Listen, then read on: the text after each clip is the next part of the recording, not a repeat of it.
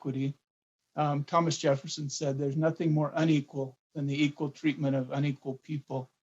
I heard a story a couple of weekends ago about two young girls whose mother took the older girl to get a new pair of shoes.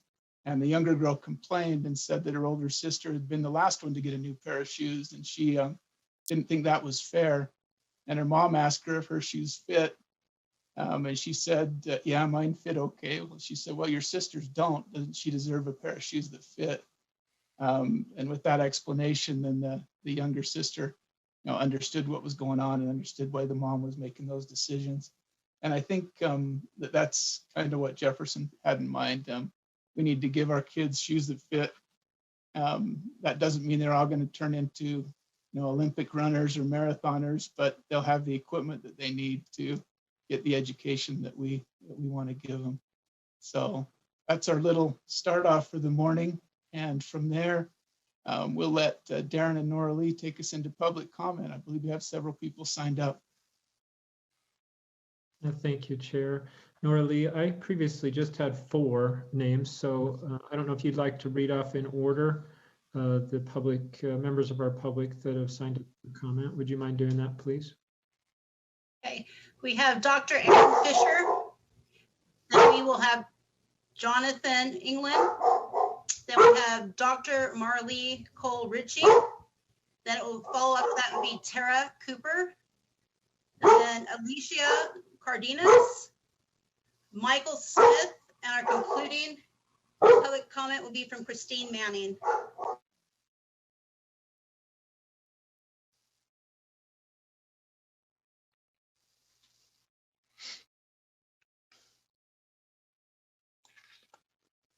So Dr. Fisher, are you able to unmute yourself?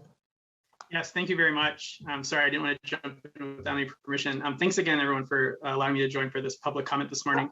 I'm in favor of improving equity awareness practices and policies across our local education authorities to meet the individual academic, social, emotional, and behavior needs of all students across Utah. This is particularly important for students who are marginalized due to the intersectional nature of their identities, including disability, income level, race or ethnicity, gender, sexual orientation, or religion. Striving for educational equity alongside our communities is critical to the success of Utah students. Without these intentional and systemic efforts, the current educational inequities will persist and they will continue to widen. And these topics include, but are not limited to, access to inclusive screening and mental health services, disproportionate discipline for students with disabilities, those who are Black, Latinx, Native American, or Pacific Islander, childcare and meals for families who earn a low income or for families who are working multiple jobs, access to primary health care, funding to recruit and retain highly competent educators to teach evidence-based reading, writing, math, science, technology, arts, and well-being to our students. And let me conclude with this last piece. Like the author Heather McGee discusses in her book, The Sum of Us, we really must resist the idea of a zero-sum scenario when it comes to creating equity in our educational spaces.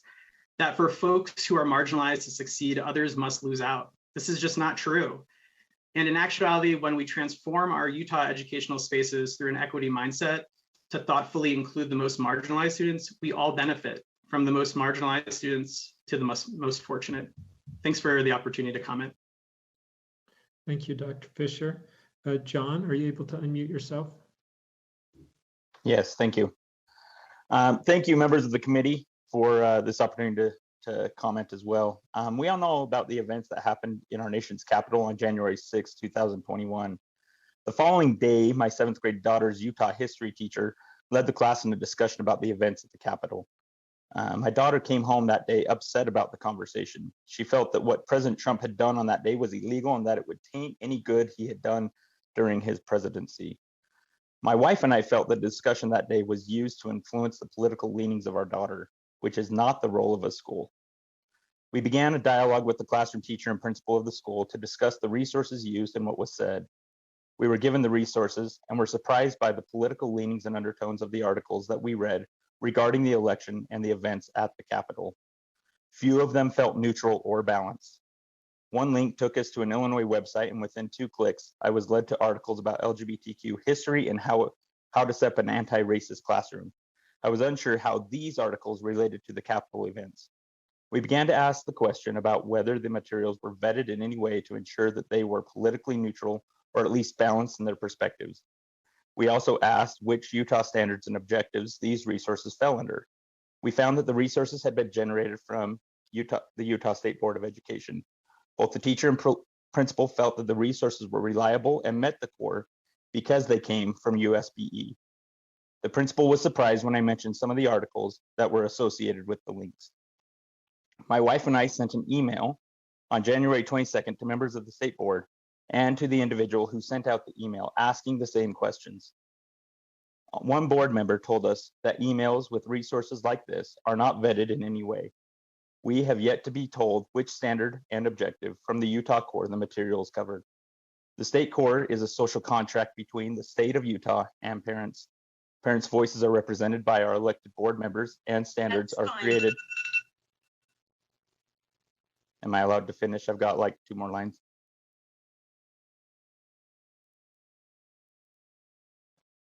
Go ahead. Okay, Please go sorry. ahead. Yeah, any deviation from the standards would be a violation of this contract. The email generated January 7th by USBE employees violated this contract.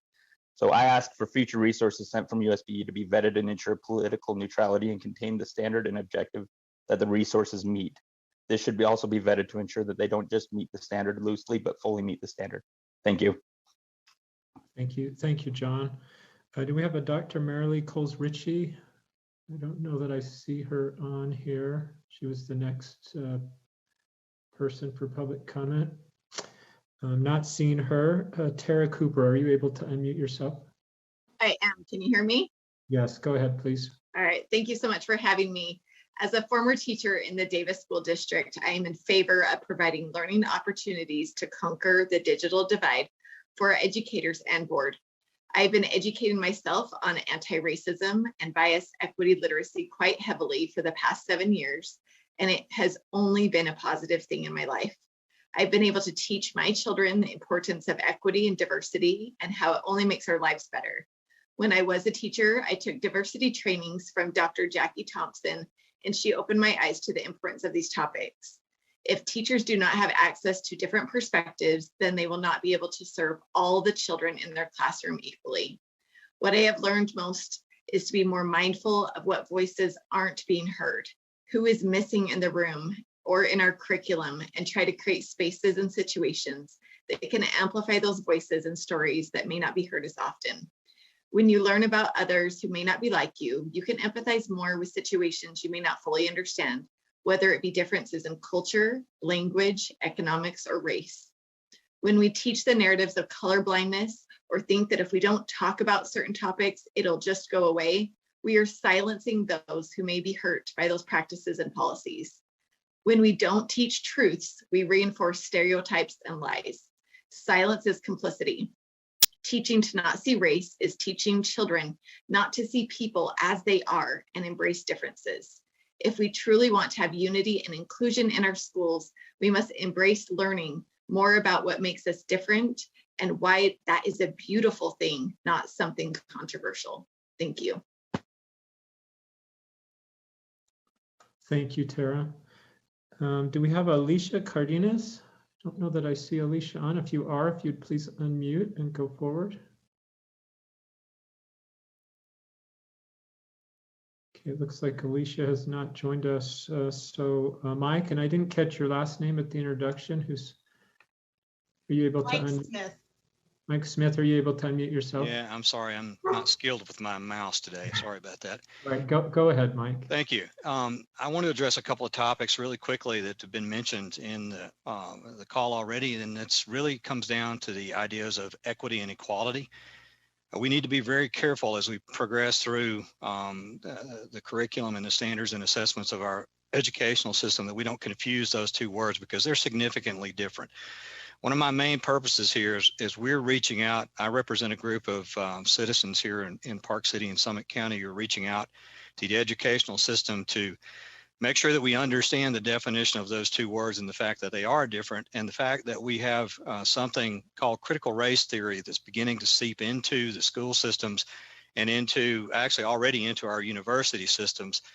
And basically that is, in our opinion, and through my research and scholarship on the subject, is basically racial indoctrination.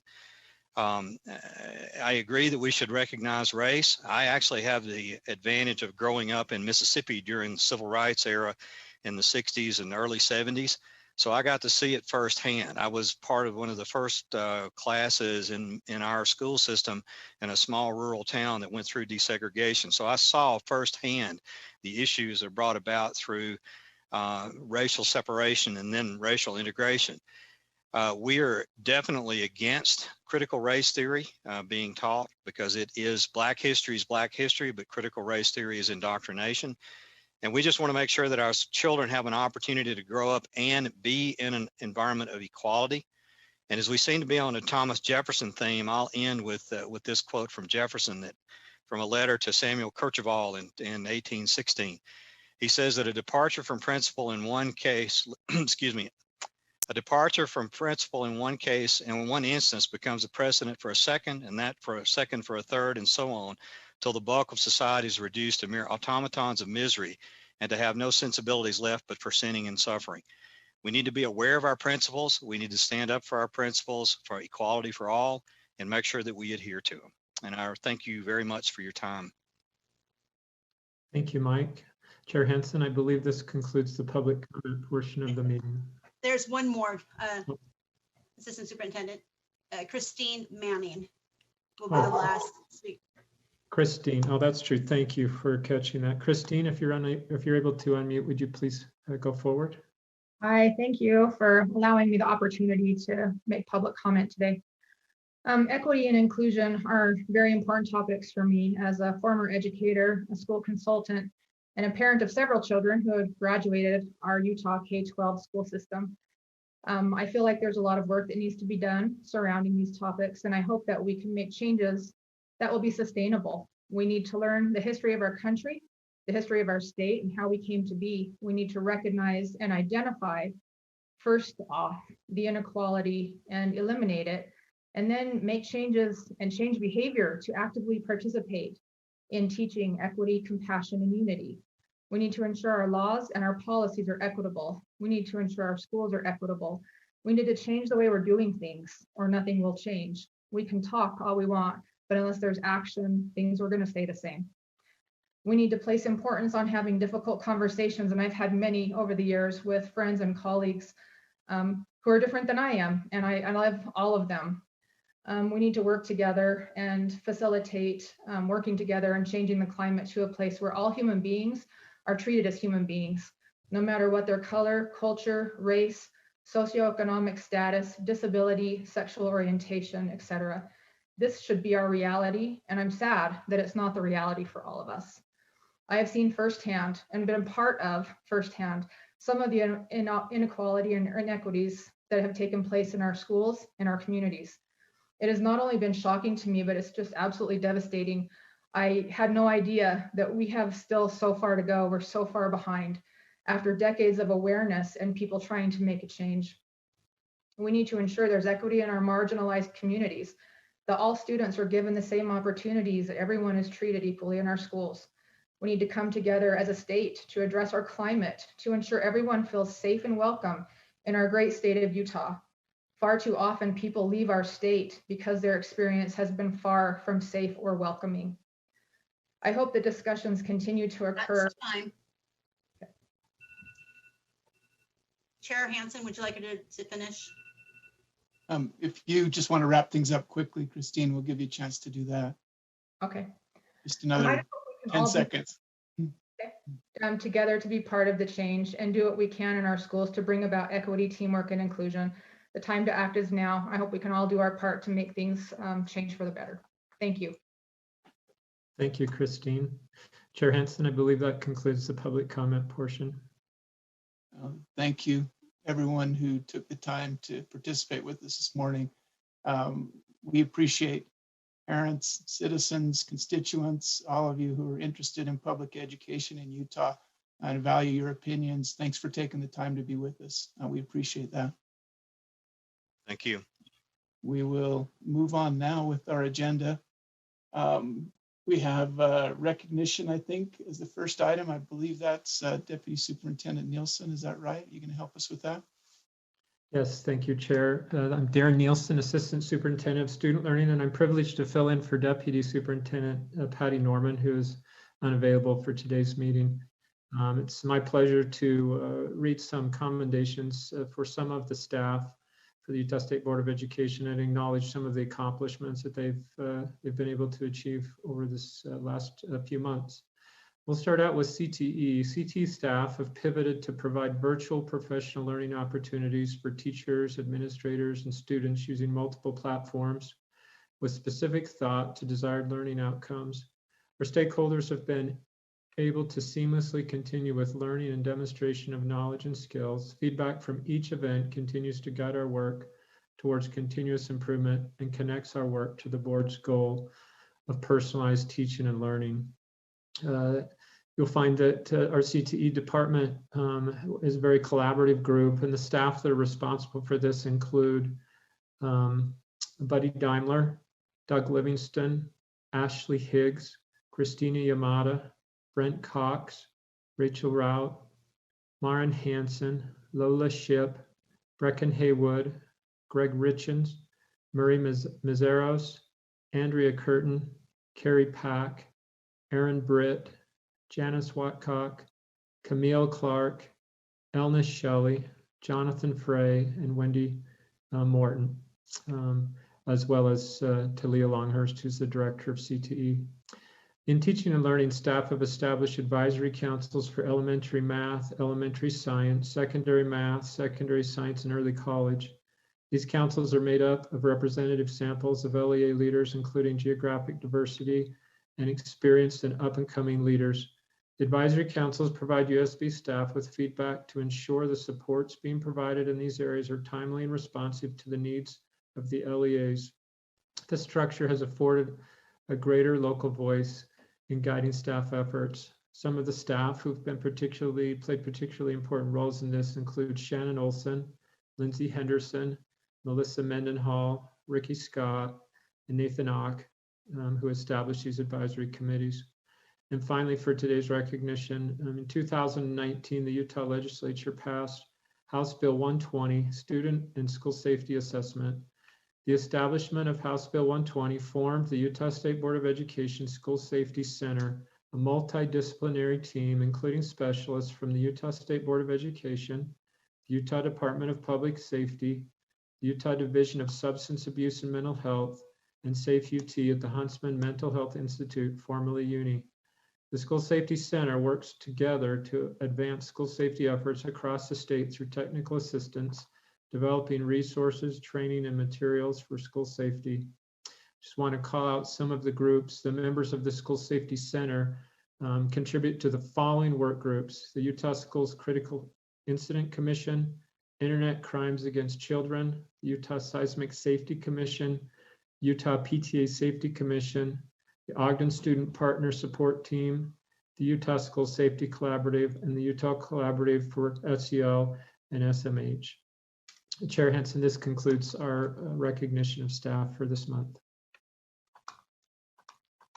Thank you. Appreciate that, Darren. It's good for us to, especially when we're not all able to get together and see a lot of this firsthand. It's good to be able to recognize the things that have gone on, particularly in this difficult school year that we've had as we've struggled with the pandemic. And there's a lot of work that has had to be done and has gotten done in a very good way.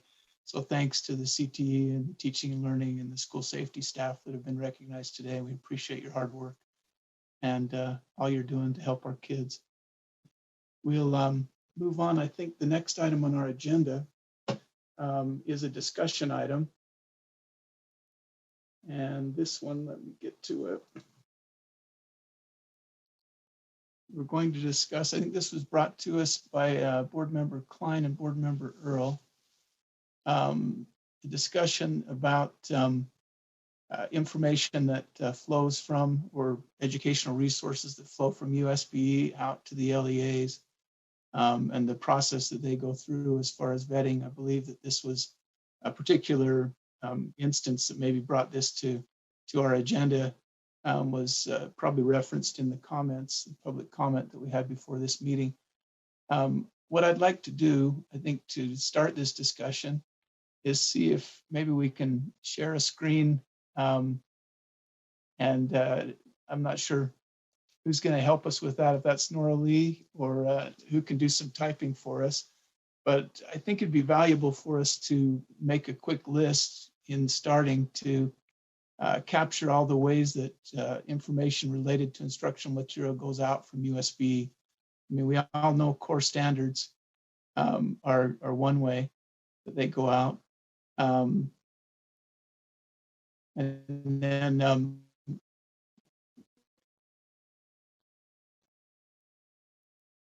got a screen up on the board.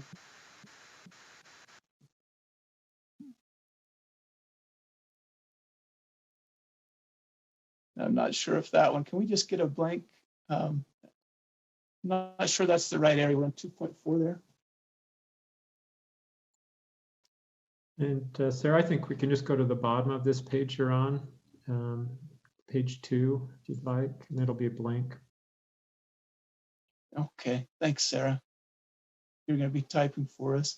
Maybe we can get staff to help us a little bit, but so that we can think about this not just as a one instance that we're trying to discuss, but more as a systemic kind of an approach. You know, how does information flow from USB out to the LEAs that's related to instructional materials? And then we can talk a little bit about the vetting process that's involved for each of those. And then we can talk about maybe what actions should be considered for areas that we think there may be issues. Does that, any objections from committee members to approaching it that way? Not hearing any voices or seeing any hands, so I'll assume that means we can go ahead. First, yeah, core standards, I believe that's the first one there. And maybe we can have staff just pitch in and help us to throw this out there. Some supplemental materials that go with the core standards that we've talked about in the past, core guides. You have your approved health ed curriculum for sexual, the sex ed portions of the health curriculum that are approved by you as a board. Okay, thanks, Michelle. Any others? And we'll just throw up the list here.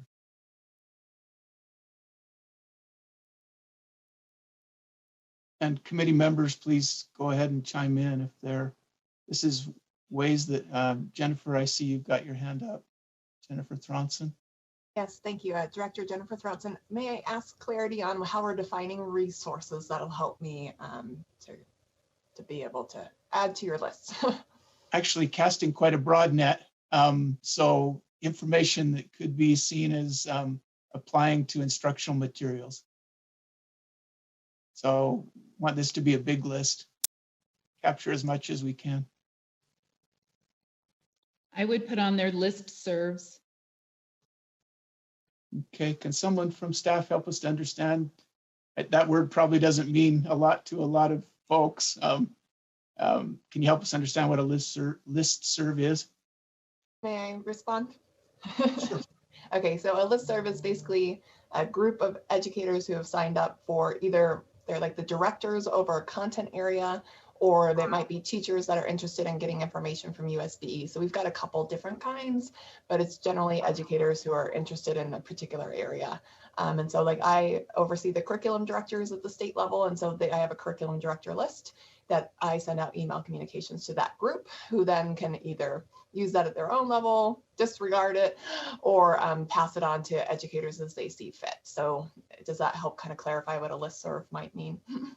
I appreciate that. So that's basically an email group. Is that the way we're doing it? It's not like a blog, not like a blog posting. It's just a group of people that all get the same information. Correct. Are there communications that come to that group back from the LEAs, or is that a one-way communication basically from the USB? So it depends, and that is something that we are working on internally. Is some of the listservs, like mine, is blocked. So if a listserv participant responds to the listserv and says reply all, it goes to a moderator, which is me or my assistant, before it goes on to the full group. So they can respond all, but it goes to us for approval as to whether that goes through. Generally, for my listserv, for example, it is a one-way communication. And then if people want to respond back to me, they can. If their response is needed for all, then it will be shared with all, but the constraints on that listserv don't afford for that. Some of our other staff's listservs do allow them to reply all. So, hey, there's this opportunity. And they might reply all and say, oh, there's also this opportunity that the LEAs might share as part of the communication. So it's actually something we're working on as a staff as to, should there be moderation on all communications so that, you know, we have some safeguards of what's going back out, given that all of those names can kind of be,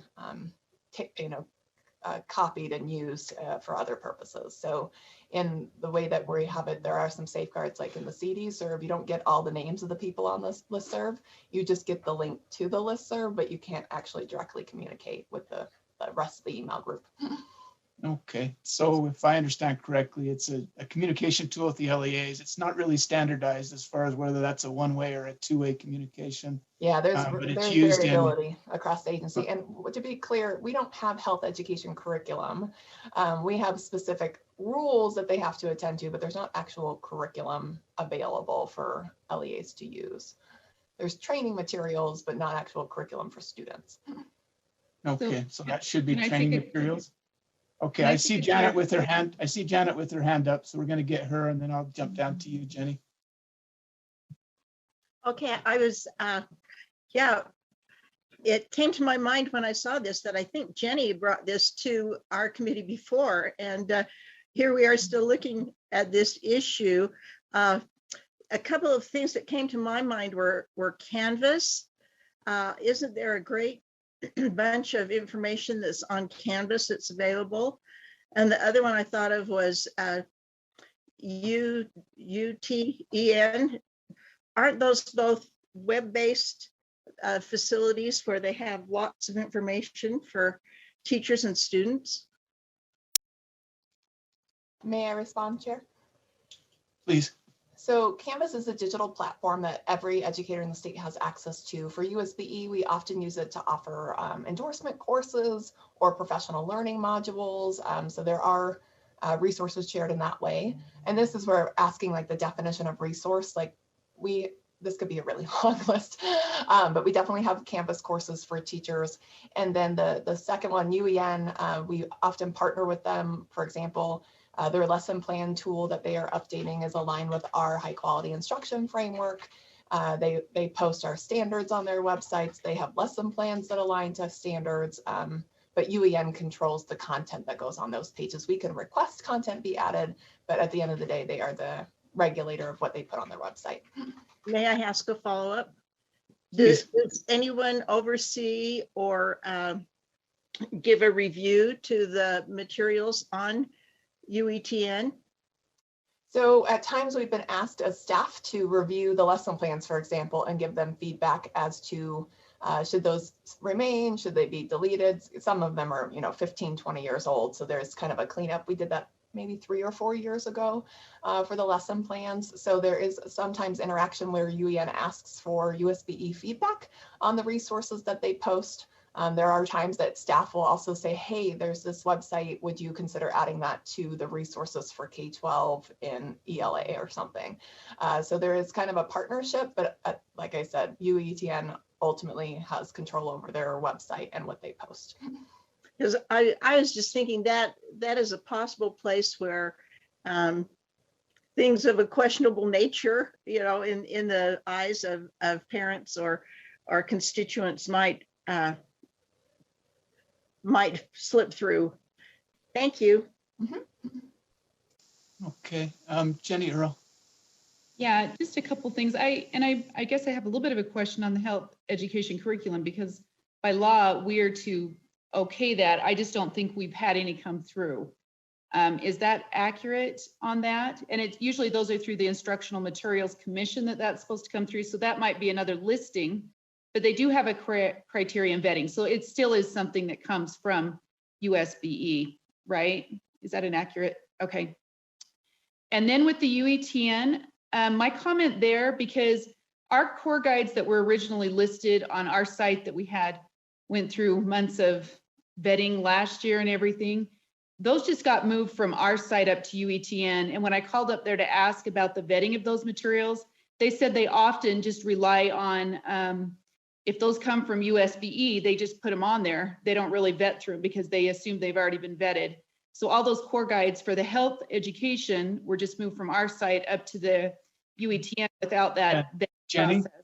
Yeah. Jenny, I hate to jump in and interrupt, but I think you're one step ahead of me right now. And I'd like to, if we can, capture all the way that information goes out and then start to talk about what processes or vetting is in place for each of those. Can we just make sure this list is as complete as we can before we start into that next step? Sure. I was responding a little bit to Janet's, perhaps, that the idea that it wasn't, that it was them that was vetting it, when indeed it is us when we send it out. Yeah, I'm not trying to avoid that discussion. I'd like to have it. I just want to make sure we get this list complete so that we don't leave anything off. No problem. I would also add, if possible, Midas is our professional learning platform where teachers can learn about what professional learning opportunities are available to them in the state. So that might be one. And then I had another one.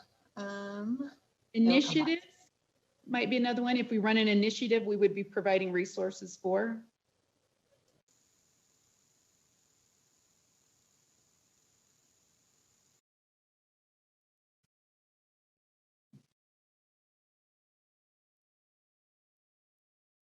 I would also just our USBE webpage.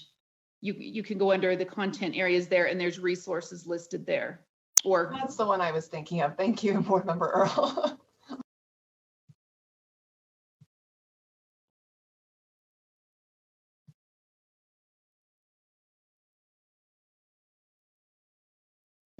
A question from me for staff.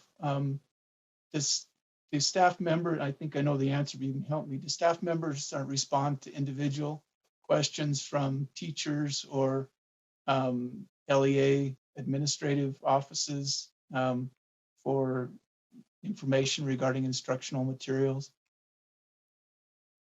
I mean, would there be one-off emails that don't go through a listserv that go out? Absolutely. Yep. We definitely interact with teachers directly when they reach out.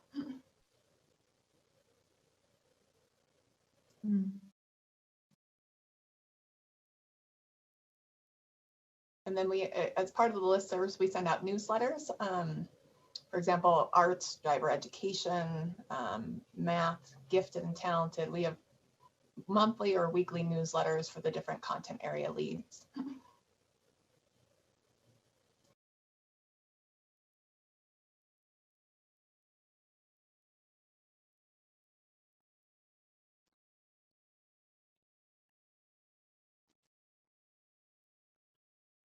And then we all hold meetings. I don't know if we want to have meetings as a way that we support the field, but across the agency, we hold different stakeholder meetings that provide information as well.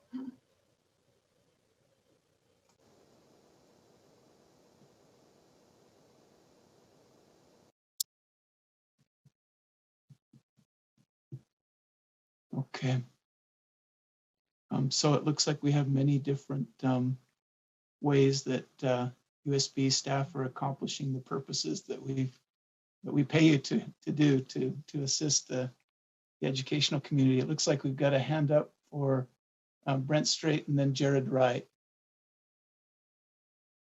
Want to go ahead, please, Brent? Yes, thank you. So I was just looking through my email to see what type of resources came from Utah.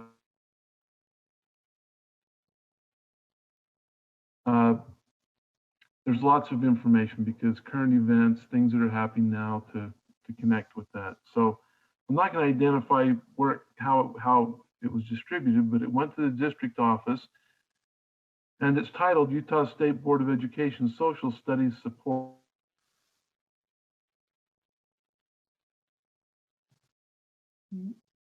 Forwarded to all the social studies teachers in Weber School District. And the topic was coronavirus, Utah State Board of Education just-in-time social studies supports. And if you click on the link, it takes you to a website at the state board. And yeah, it's just a resource. And we receive these all the time. I saw multiples of these. There was also the one that Mr. England mentioned in prior. I saw that one. That came from the USB as well.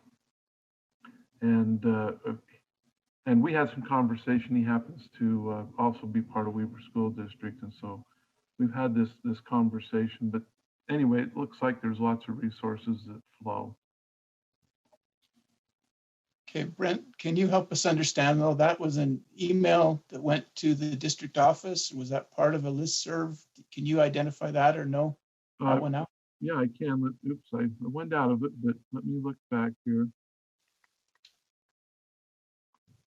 Yeah, it was, where does it show? I think it comes from our specialist. I'm trying to, it's just that, it does not show, other than it came from the Utah State Board of Education, it does not show from whom. But I know others have shown that, but anyway. Okay. Yeah, thank you. Looks like Jared's hand's gone down. Is that right? Yeah, this is Jared Wright, Test Administrative Coordinator at USBE. Darren added what I was going to say is number 18. So that's why I took my hand down. Thank you. Okay, thank you. So I'm looking at this. We have listservs, and then I think that Jennifer alluded to the fact that we have also email groups. Those are probably different things. Is that right? They're used. Would it be correct just to list the listservs, or should we have depends email on the groups? definition. So we have listservs like on UEN that people can go sign up for and say, hey, I want information on library media, and they have the ability to get connected that way. So curriculum directors, if they want to be part of the curriculum director list, they can go on UEN and sign up themselves. But we also sometimes assign them, like, we know you're a curriculum director, you're going to get added to this group. They can ask to be removed, but generally I've never had anyone ask to be removed other than if they're retiring. They're like, you can go ahead and take me off and put this person on. So from getting stuck in the weeds, email groups and listservs are pretty much the same thing in my mind, but there might be some specificity that we could define further as a committee. Okay. And I understand Jared Felt, there he is with his hand up. You've got some information maybe about how that email and listserv communication goes on, some specialized info. Could you help us? Sure. Thanks, Chair Hansen. Jared Felt, Utah State Board of Education IT Director. Listservs are more for mass emailing for usually distribution groups that we host, like through Outlook or whatever, are for smaller lists. There's a limit on how many participants can be on a distribution group. So these listservs, Jennifer, alluded to it, are made available for a wide group of people, and they're usually more public in nature. You can lock them down, and there can be moderation to those, like who can email to those listservs, or they can be open. The distribution groups that USBE hosts are not available to the public, and there can be different security settings around that. So that's kind of the definition. It usually, really, what it comes down to is the size of the distribution list you're trying to send to. Jared, can you help me understand on the controls for the listservs? If that's run through UETN, do we have control of that as far as the security and that, or do we give that control to the network? We do not have any control from an IT standpoint or USB. It's whoever asked for that list to be created, that listserv. they are usually made the owner or can request that an owner be made for that listserv. And then that owner has the option to set those security settings. But that's not something we have insight into how they're setting those up. Okay, thank you. Appreciate that. Let's see. We've got Jenny's hand still up and Brent's hand still up. I don't know if there's more that needs to be added to this list, or we. I had just a question, and I'm not sure, maybe it falls under one of these areas. Someone can help me find that. If a staff member takes books out and drops actual books off, would that fall under one of these areas, maybe direct response to stakeholders, something like that? Is that, or would that be something different? Oh, let's ask staff. Does that happen? Do we take, I guess, sample books or things like that out to LEAs? I can feel part of it. So one thing that I know we've been doing recently is getting out the kindergarten and preschool, the KEEP and the PEEP, the testing administration manuals, and sometimes we will deliver those to the LEA to help with getting them out. So a lot of times we'll ask them to come get them from us, or we'll bring them to the LEA. Like if we're out going for a training or something anyway, we can take them with us. So we do some direct delivery processes too.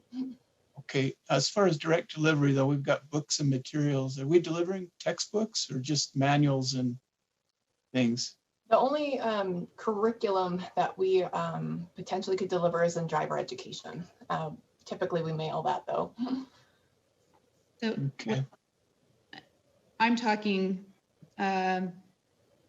maybe professional development books, that type of a thing, or encouraged to read certain books along maybe a certain in an area or something. Yeah, we have some book studies, for example, in secondary math that teachers can opt into, and then as part of their participation in the book study, they get a book. So we've been trying to lean more towards electronic, like Kindle type options, just for mailing purposes and cost. But we have at times sent out books for professional learning.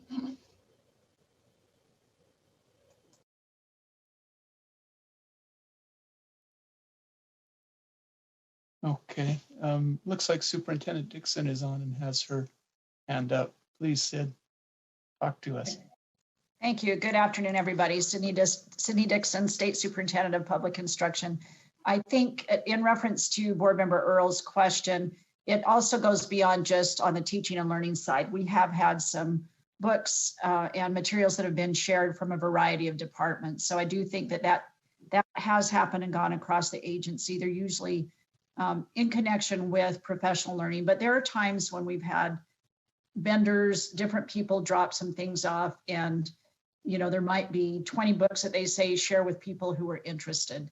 So it's not that we say this is part of our content or aligned. I think staff tries to look through those kinds of things. It happens rarely, but we have had that happen in the past. And I do believe people try to make sure that at least they're aligned to some standards. So I just want to make sure that this committee is aware that while we're talking a lot about teaching and learning, there are other departments that this applies to as well.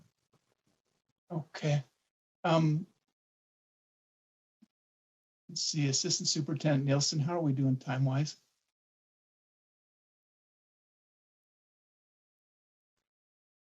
Chair, we're into this about 22 minutes. Okay. I think that we had allocated about a half hour for this discussion, and that doesn't mean that we'll drop it off the agenda. I think it's going to come back to us for maybe more discussion. Laura's got her hand up. Let her talk for a minute, and then I'd like to move on to the next part of this. Go ahead, Laura. Thank you, Chair Hansen. I actually don't have much to say on this. I just think that we might want to have the staff have an opportunity to add to this and bring back maybe.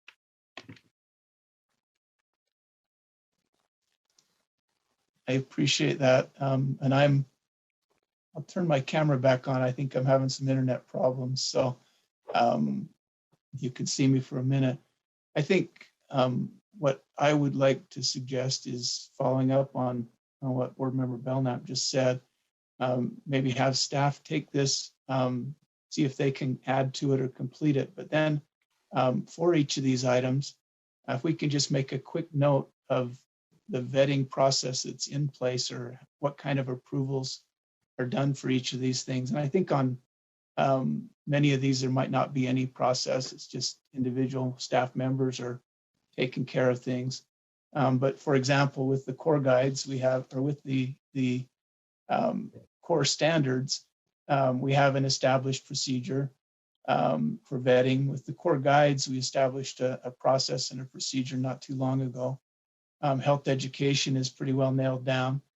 Some of these others, just interested in knowing what the vetting process or controls are that are here for each of those. And I don't want to turn this into a huge project. Just in a few words, how are these things vetted? And if they're not, then let us know they're not vetted except for the person who sends them out. And then we'll be able to go through and have a discussion about that. Superintendent Dixon, you've got your hand up. Thank you, Chair Hansen. I just thinking aloud here, but I visualize this in a table of sorts. And one of the elements I think that we ought to address is timeliness. Are some of these things that are an arduous process as they go through vetting, or are some of these just in response to the field?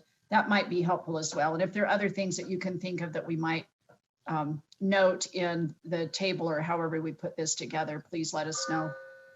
No, and I appreciate that. I think that if we could have the item or the thing we've got on the list, and if you need to expand on that list, please do. And then the process that's in place, and then the time required for the process. Because I think the incident that brought this to us, we had an incident at the Capitol. It happened on January 6th, and information was sent out January 7th. So that a 6-month process, if that's what needs to happen, if information needs to get out that quickly, a 6-month process is impossible.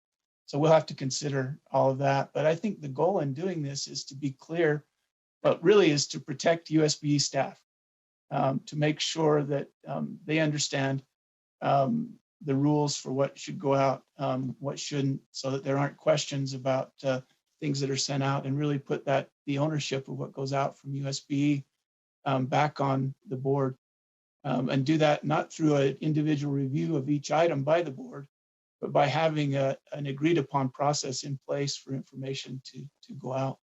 Hopefully that's simple, and hopefully we can make that so that everyone can still do their jobs. But and I'm jumping down the road, I'm not sure if that's exactly where the committee will get, but I'd like to have the information available so that we can do that. Is there any comments from committee members or staff if we were to make that request of staff and move this one forward? Brent Straight has got a hand up. Thank you. I'm going to keep this brief.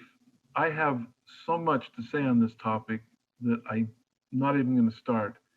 But I want us to be careful because there are topics, there is information, highly controversial, in the hands of a skilled teacher can be very useful. And I fear that too many restraints completely whitewashes, because in some ways we are never going to make completely happy everyone. For example, if the State Board of Education sent something out in regards to global warming, well, done incorrectly, that could be a problem. Done correctly, it is a topic. We want our students to be critical thinkers, but that's not going to make everyone happy. So I'm going to leave it at that, but I hate to put our staff in a no-win situation, and that's what I'll say. Thanks, Brent. And I think there are certainly two sides to this discussion. There's trust in teachers, local control of curriculum. There's also USB compliance with rule and law, and what impact it has when USB sends things out on the field, whether that everyone thinks that that's okay and just uses it carte blanche, or whether they take that and put it into a reasonable curriculum plan or reasonable instruction plan. So I think that's a discussion we have after we understand a little bit about what's going on, and make sure that we can do our best, I guess. I don't know that we'll satisfy everyone. I don't know that we can ever do that, but do our best to make this a workable process, but also just understand and protect our USB staff by making sure that that we know what they're doing and we approve of that. So with that, is that a clear enough request to staff to just leave this item? Are we okay? Darren, with that request? Yeah, so Chair Hansen, I just have one follow-up question that would have to do with the timing of the prioritization of this request. If it's something you'd like to have completed and back to committee for the May committee meeting, or if there's some flexibility for staff. I don't know the difficulty in completing this or the commitment that it will take. I'm just interested to know what your prioritization is. Okay, thank you. That's always a good question. I think then we also don't have Deputy Superintendent Norman here with us as well. But if you could wade into this, and then maybe in the interim, maybe 2 weeks from now, just let myself know whether this looks like it can go on the agenda. I'd like to keep things moving, but if it's going to take more time for you, if you can just let us know what the reasons are and whether it needs to go the next month, I think we can do that. But I'd hate to make this priority one and at the expense of some other work that you're doing without knowing exactly what we're getting into. Does that sound workable? Just 2 weeks to look at it, and then let's get back and decide which agenda it goes on to. Yes, thank you for the clarity. Okay. Thank you. We will go ahead then and move to our next item. This one is the annual assurance. I think this one is you, Darren? Yes, thank you, Chair. I'm happy to introduce this topic. Committee members, you'll note that this is a discussion item as well. On January 7th, the committee reviewed this rule, which is done each year, in the associated annual compliance document that's connected or related directly to this rule. We've been talking about this for a couple of years at least, and in my notes, Member Belknap, you'd expressed what I had coined as some frustration that we continue to talk about this, that we don't get to a point where we can take decisive action and complete the work and move beyond it.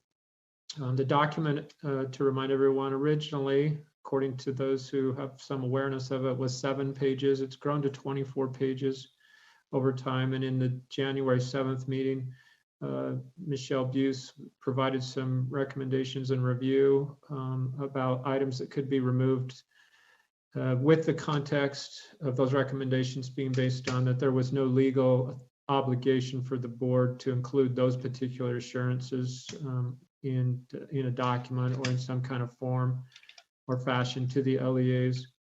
Chair Hansen, in my notes I had from that meeting, you were specifically interested in getting clear purpose to the R 277108, and that's what I'm prepared to kind of lead a discussion, or at least start a discussion related on today. Board Member Cannon, your comments back then were focused on a number of things, but I had recorded the due dates.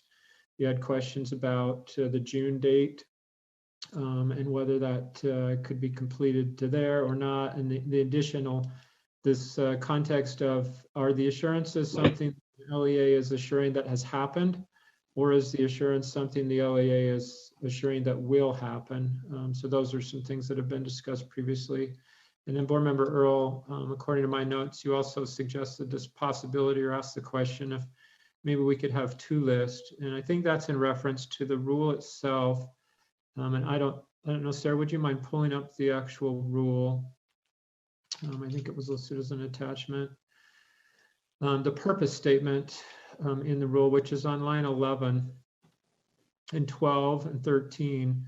If we look at that, that's really broad. And I think, Board Member Earl, your question comes from this concept of this list of laws which ever since, since 2019, December of 2019, when the OLAG audit was released on reporting requirements for public education, staff for the State Board of Education have been working on a comprehensive reporting list. We provided updates to the Education Interim Committee in the fall of 2020. We've had some time on the board's full agenda on this topic as well. As we continue to try to navigate that, in addition to that, there were 3 bills from Representative Polson that were passed this last legislative session related to reporting and this concept of having a list of laws. Our internal audit director, Debbie Davis, has indicated to me that there are over 1,600 laws or requirements, legal requirements that LEAs need to comply with. So in the context of this purpose statement, clearly the assurance document doesn't contain 1,600 or in excess of 1,600 requirements. So in that area, the statement becomes, this purpose becomes too broad, and the document itself doesn't meet the purpose, the stated purpose in the rule. Internally, we've had discussions about the possibility of revoking the rule or discontinuing this rule, to try to explore all the options, including, should the purpose be refined? Again, the action that the board took in January, the committee took in January, and the full board in February was to make some refinements to the assurance list or document itself to reduce the total number of things that LEAs were required to assure or submit in their June submission. But it appears that in the current position we're in, as I talked to our finance department, while we do have the ability to collect assurances within the Utah grant system, and those assurances would be directly related to financial programs, both federal and state funding programs that require assurances, certain assurances related to those. Our finance department for the State Board of Education believes that having those assurances in a single place rather than in separate programs within the Utah grant system would be advantageous or a better path forward. So one possibility that we can see arising right now would be to look at the purpose and change it to a purpose related to financial programs that have an assurance associated with it, which would narrow this. And then to come all the way back to Board Member Earle's consideration of 2 lists, we are moving forward more slowly than maybe I or others would like, but we are moving forward with creating this comprehensive list of legal requirements, which again, we expect will exceed 1,600. And within that comprehensive list, we'll also identify those that have a reporting requirement, which will support the legislative requirements on the board now to review each of those, to develop a process and review each of those reports under the criteria that's outlined, I think, in House Bill 300. So that's a little bit of background as to where we're at with this. This is not time sensitive, but I didn't want the committee to get back to December or January of 22 and have board staff bringing this to you and to Board Member Belknap's point, being frustrated that we're not making as much progress as we'd like. So I'm hopeful that discussion with this committee will provide additional guidance or context to staff as we continue to identify a path forward of where the best place for this policy and the related assurance document should end up. Any questions from committee members on this one? Looks like Laura has her hand up. Please go ahead. So Darren, I guess I have a question. How is this going to relate this rule with the 2 other laws that just came into play on compliances and also on the working group? And I apologize, Board Member Belknap. I would need a little prompting or cueing about those 2 laws that apparently passed the 21 legislative session. Yeah, they may not equate here, but they are the ones from Representative Pulsifer, to eliminate documents and working and reports and all those kinds of things. And then also a working group to look at that. Oh, okay. Yeah, the board's required to develop a process for reviewing all of the reporting requirements. The assurance document, and I think Board Member Earl pointed this out in a previous discussion, the assurance document itself is really not very labor intensive or time consuming, depending on the process with which the LEAs use to complete the assurance document and what structures they have in place during the course of the year to assure that they're being compliant. Again, compliance is something that we should be thinking about. Effective compliance is something we think about on a day-to-day basis or a regular basis, and we have processes and procedures in place to assure that is happening. If we rely on an annual, if me as an LEA rely on an annual process to submit to the SEA, to the state, that I'm compliant as my primary tool for ensuring that I'm compliant, which would take significant time, then it would be it would be different, and I'm not sure it would fulfill the purpose. We know that our auditors conducted an internal audit, and in that they included 4 areas of this assurance document. I think that report was provided to the board in December, if my notes are correct. And there was only a 40% compliance of those 4 elements that are associated with this annual compliance document.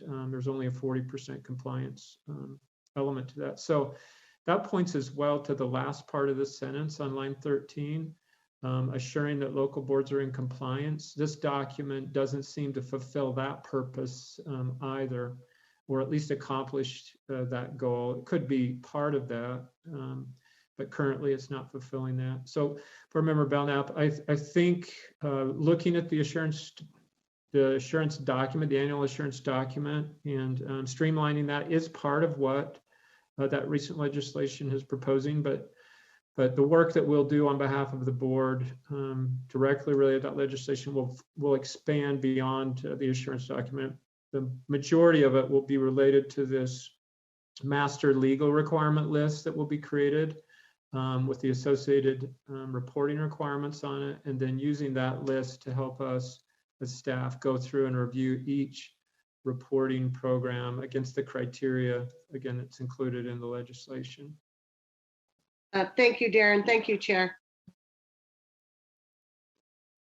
Thank you. Looks like Board Member Earl has her hand up. So I just want to maybe ask a question, Darren, or maybe you can help me understand. So if we were to create 2 different lists, so to speak, one would be more informational for districts, right? Where the other one would be an assurance or compliance component. Am I accurate in saying that? Yeah, that's certainly one path that the board could take. And remembering that the reason that you would still need a compliance document, at least for federal and I believe some state funding programs, is that's a requirement of the funding mechanism itself, is that there's some kind of an assurance that the person receiving the funds agrees to spend those funds in accordance to the specific rules and criteria around that funding source. So there is a, this goes back to our discussion internally about would it be better just to, if this R277108 isn't meeting the purpose stated on lines 11 through 13, should the board just consider revoking, just eliminating this rule? Again, because there are certain assurances that are necessary, both for when the program is audited by either a federal or a state auditor, to have that assurance in place. The recommendation currently is that we would continue with an assurance document. And the rationale for that is that within the Utah grant system, which is another way we could collect assurances related to each funding stream, our finance department feels it's still preferred or better practice to have those located in one place rather than within, it's in one system, but rather than spread out through different programs that different individuals might be the authorizers of. This document currently requires that the LEA head provides the assurances for all of the components required on that assurance document. Okay. I'm still thinking through this. I'm sure we're all still thinking through this, right? trying to figure out the best way to, and this isn't an action item, right? We're not taking action, we're taking discussion and just continuing to move forward, right? Okay. This one's just for discussion today, Jenny. Okay. So Darren's given us an update on where things are. Elimination of this document doesn't seem like a preferred path forward.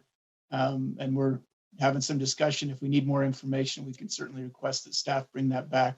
I think, are we okay to go to Janet? Jenny, or do you have a follow-up? Yeah, just one more quick question. So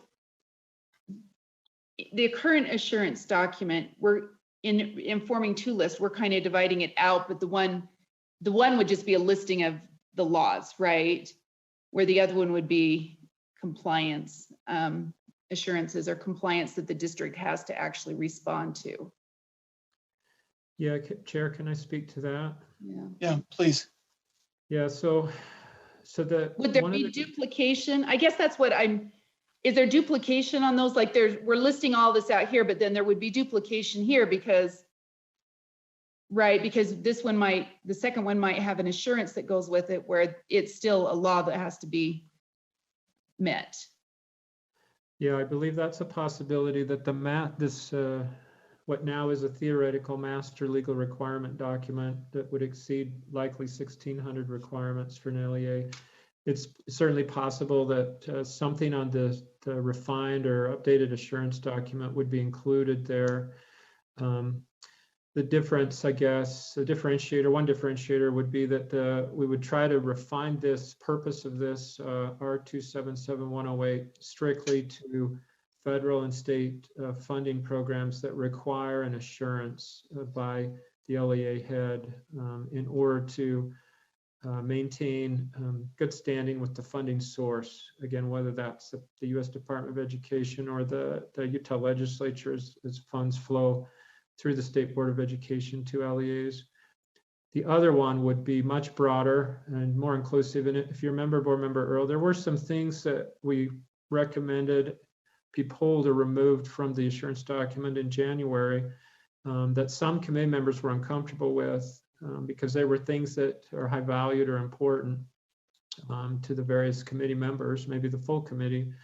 But Michelle Busett indicated the reason the recommendation was there is there was not a legal responsibility for the board to obtain an assurance from the LA on that. So one of the challenges the assurance document currently has is that if that purpose statement right there is true, that the board is providing a list of laws requiring board action, we're clearly not in compliance with that because the list is not even close to 1,600.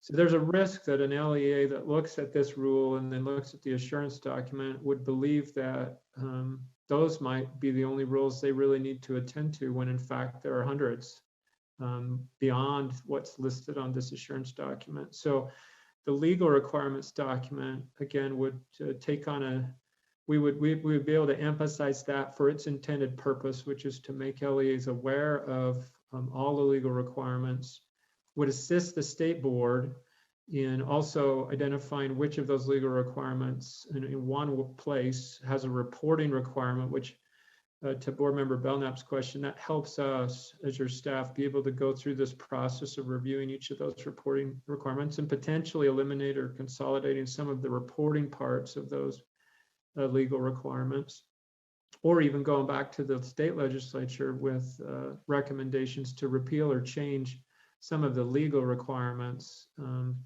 given the support that the legislature showed on reducing reporting burdens on LEAs during this most recent legislative session.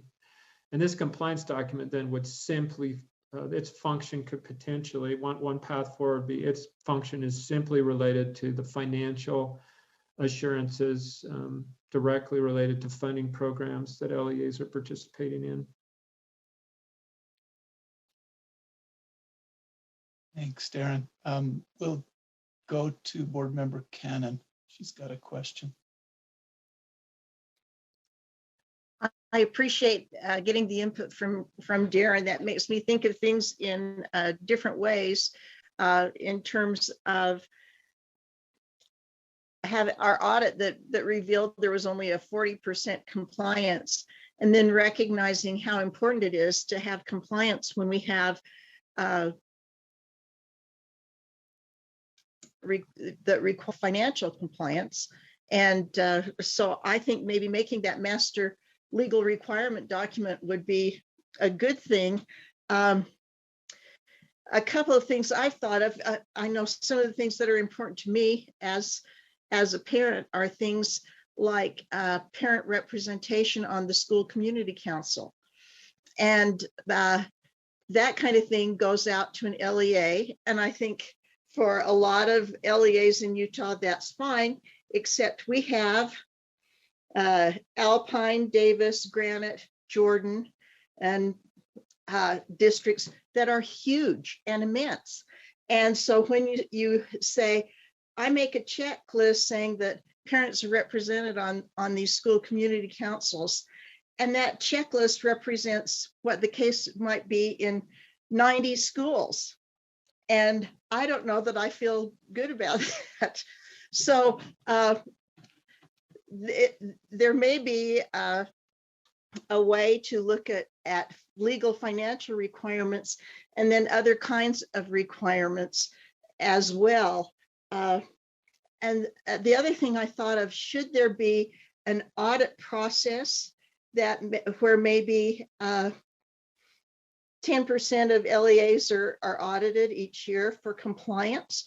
Since we do have such a low compliance rate, that might be something we would think about. And I noticed that one of the things when we talked about this before was the staff going through and saying, are there things in this document that nobody really cares about, and that's just kind of making work, and let's weed those out? I thought that was a great thing to do. But anyway, the disparity between the size of LEAs and what that one check mark means on a compliance form is a concern to me. So I can see that if you're looking at funding things and the LEA just funds it out to schools, well, I'm okay with that. But in other kinds of areas that are specific to a school, that brings me some concern. So those are my ideas, the size of the LEAs, and should we have some kind of an audit process to see if we can increase compliance? Thank you. Maybe Darren, if you have a response to me, I'd love to hear it. Chair Hansen, is that okay? We'd love to hear from you, Darren, please. So yeah, the question is, especially the part about how do we improve or increase compliance. I know your internal audit director, Debbie Davis, has some thoughts about that. She's provided some ideas. Our finance department in communications as recently as today is talking about increasing the amount of training and other steps to try to improve compliance. So I agree with you. I think there are certainly ways that we can improve compliance. I'll give you an example from my previous employer when I worked there. And it actually relates to what you said, remember, Ken, in this community councils and the school trust land program. One of my responsibilities was to ensure that our schools, and that district only had a relatively small number of schools, low 30s, to make sure that they're compliant and we're following the requirements of the School Land Trust program, which includes parent membership, but also a lot of details around posting information and meeting certain deadlines and open public meetings acts, which some school administrators are not very familiar with. The steps that I ended up taking to try to improve compliance was twice a year, one of our administrative meetings, I would assign, all sitting together, we would have staff audit another school's School Land Trust website and resources and provide peer-to-peer feedback.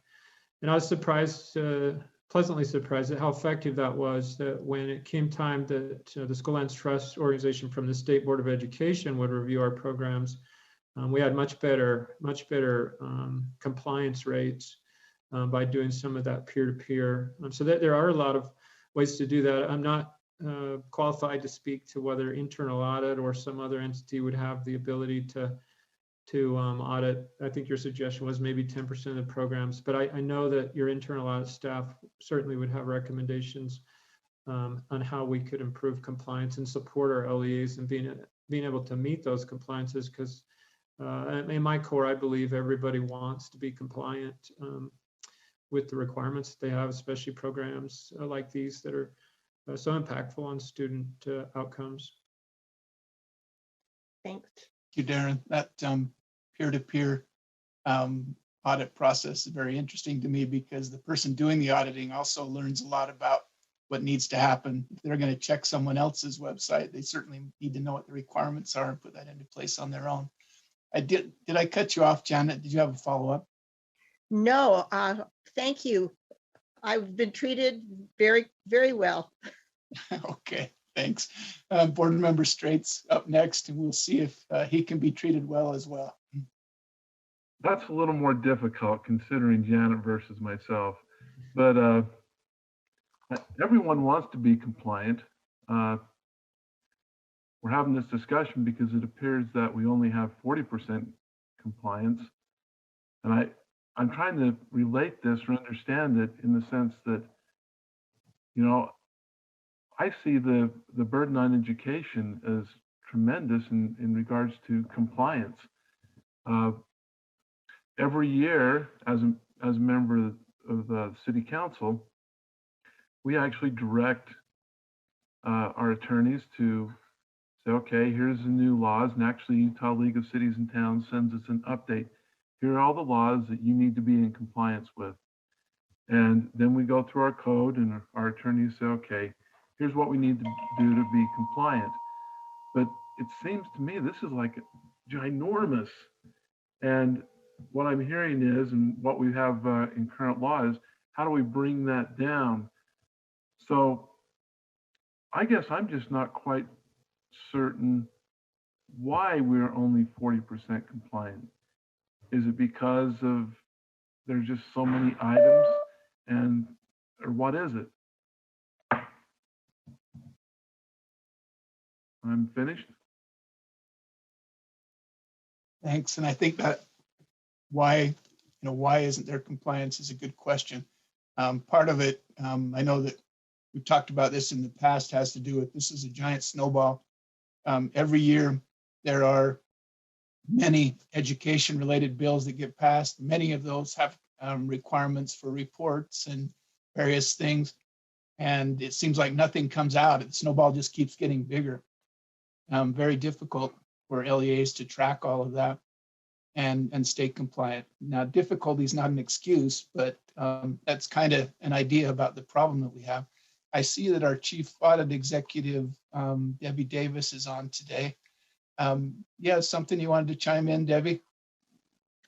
Yes, if that's okay. So Chief Audit Executive, Debbie Davis. And since you're talking about the audit, and this is an area I'm very passionate about, and I appreciate all the comments of Assistant Superintendent Nielsen on this, I'll just speak to, in the audit, yes, we did have that compliance rate that pointed out the 40% noncompliance.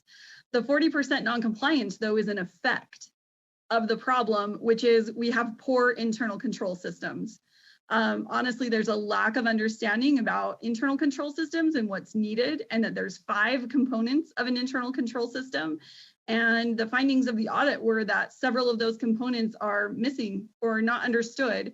And so really, truly, until we can help provide understanding of and how to implement and develop internal control systems, I don't think we'll ever solve our compliance issue. It will definitely help, as Board Member Straight said, and as Assistant Superintendent Nielsen is saying, to go in and try and refine requirements and get rid of ones that aren't necessary.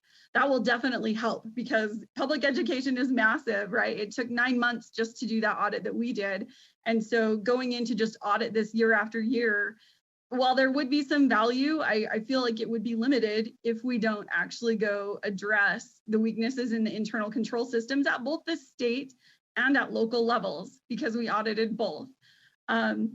Anyway, I can go on for hours, but I just wanted to point that out. In my perspective, that's where the emphasis needs to be, in our internal control system development. And the assurance checklist is a tiny piece that would come in on the end. It's part of element 5.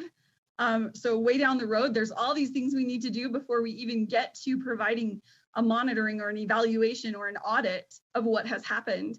We need to talk about the control environment and risk assessment and control activities and information and communication before we even get to an assurance checklist or an audit or something like that. Because there are things in place to provide assurance. There are multiple audits, internal audits, financial audit, state compliance audit, single audit, monitoring, all of that's happening, right? And we need to reduce duplication. But I think we've got to start at the beginning of the process. And with that, I will be quiet, but thank you for letting me share a couple of comments. Thank you for bringing the flavor of audit to our meeting today. Appreciate that. Thanks, Debbie. Jenny, you've got your hand up. Yeah, and I apologize. I have not reviewed that report recently. And I might be embarrassed to say this, if at all. So, because we read so much stuff, is it possible that, Debbie, you could resend that out, maybe to or whoever has it, that audit, so that we can refresh our memories on the specifics of it? Because when you're saying non-compliance, I guess in my mind, I'm thinking a variety of things, meaning that 40% of them didn't even fill out the assurance document, or do you know what I'm saying? I'm trying to break that down in my mind where I'm not, I haven't recently gone through that. So if that could go out to all board members, and then if there's any questions, if no one wants to read it, they can leave it there. But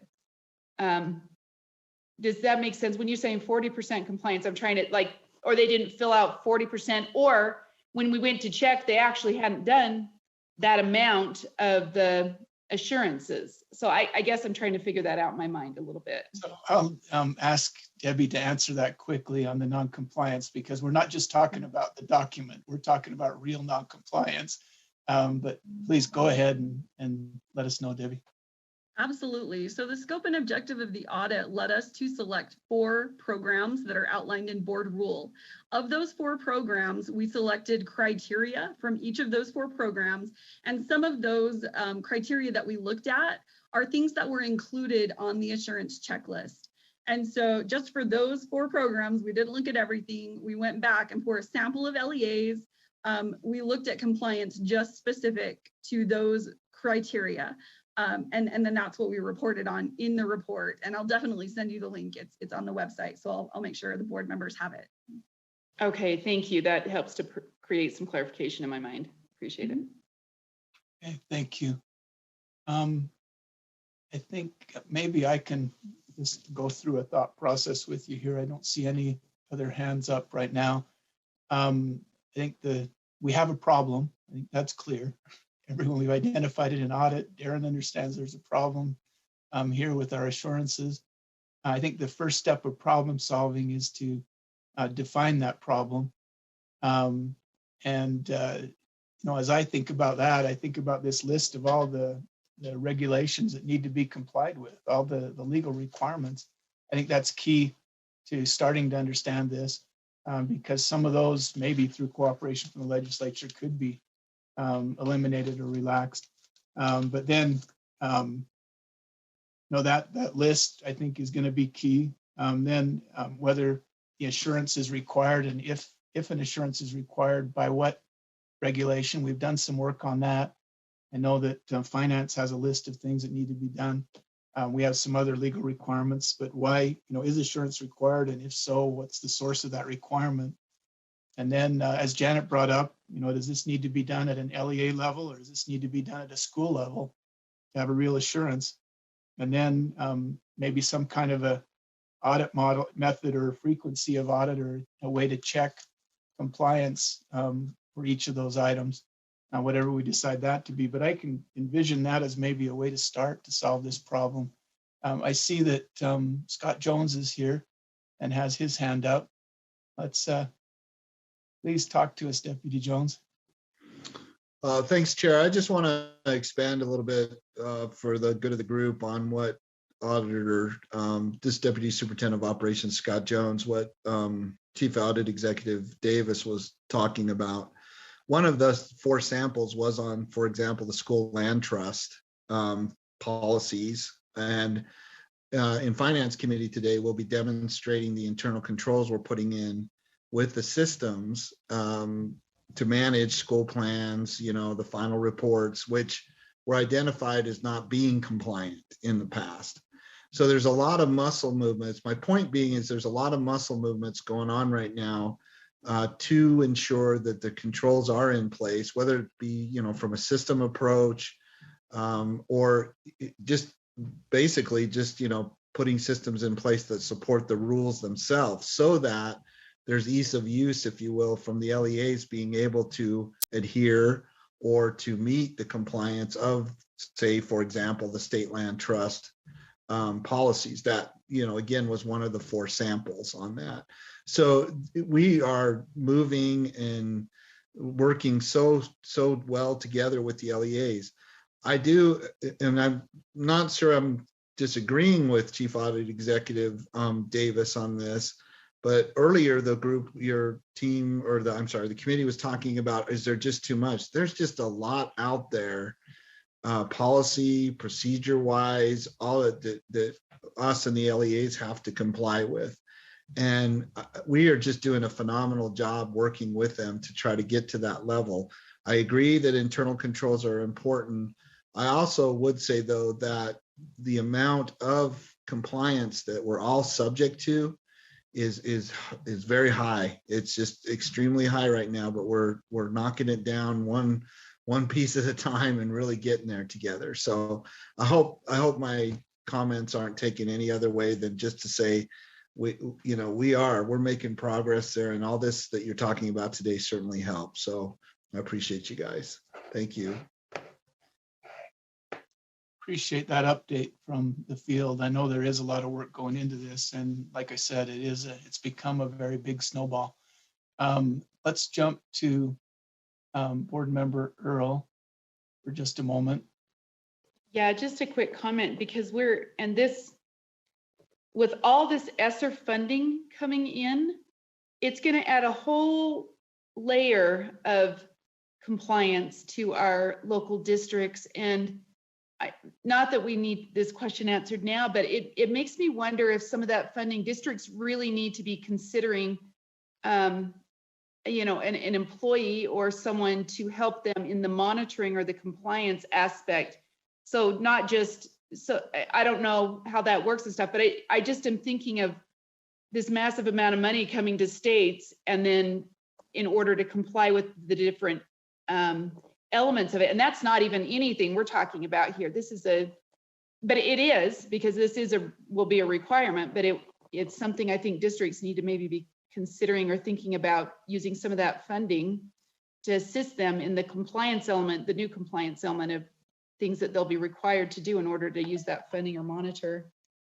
I think that's a good point. The snowball just keeps getting bigger. Mm-hmm. If I can ask Assistant Superintendent Nielsen, where are we with regard to getting that complete list of requirements? Has that been started? Is that still just in the discussion stages, or do we have a list of those 1,600 plus compliance items?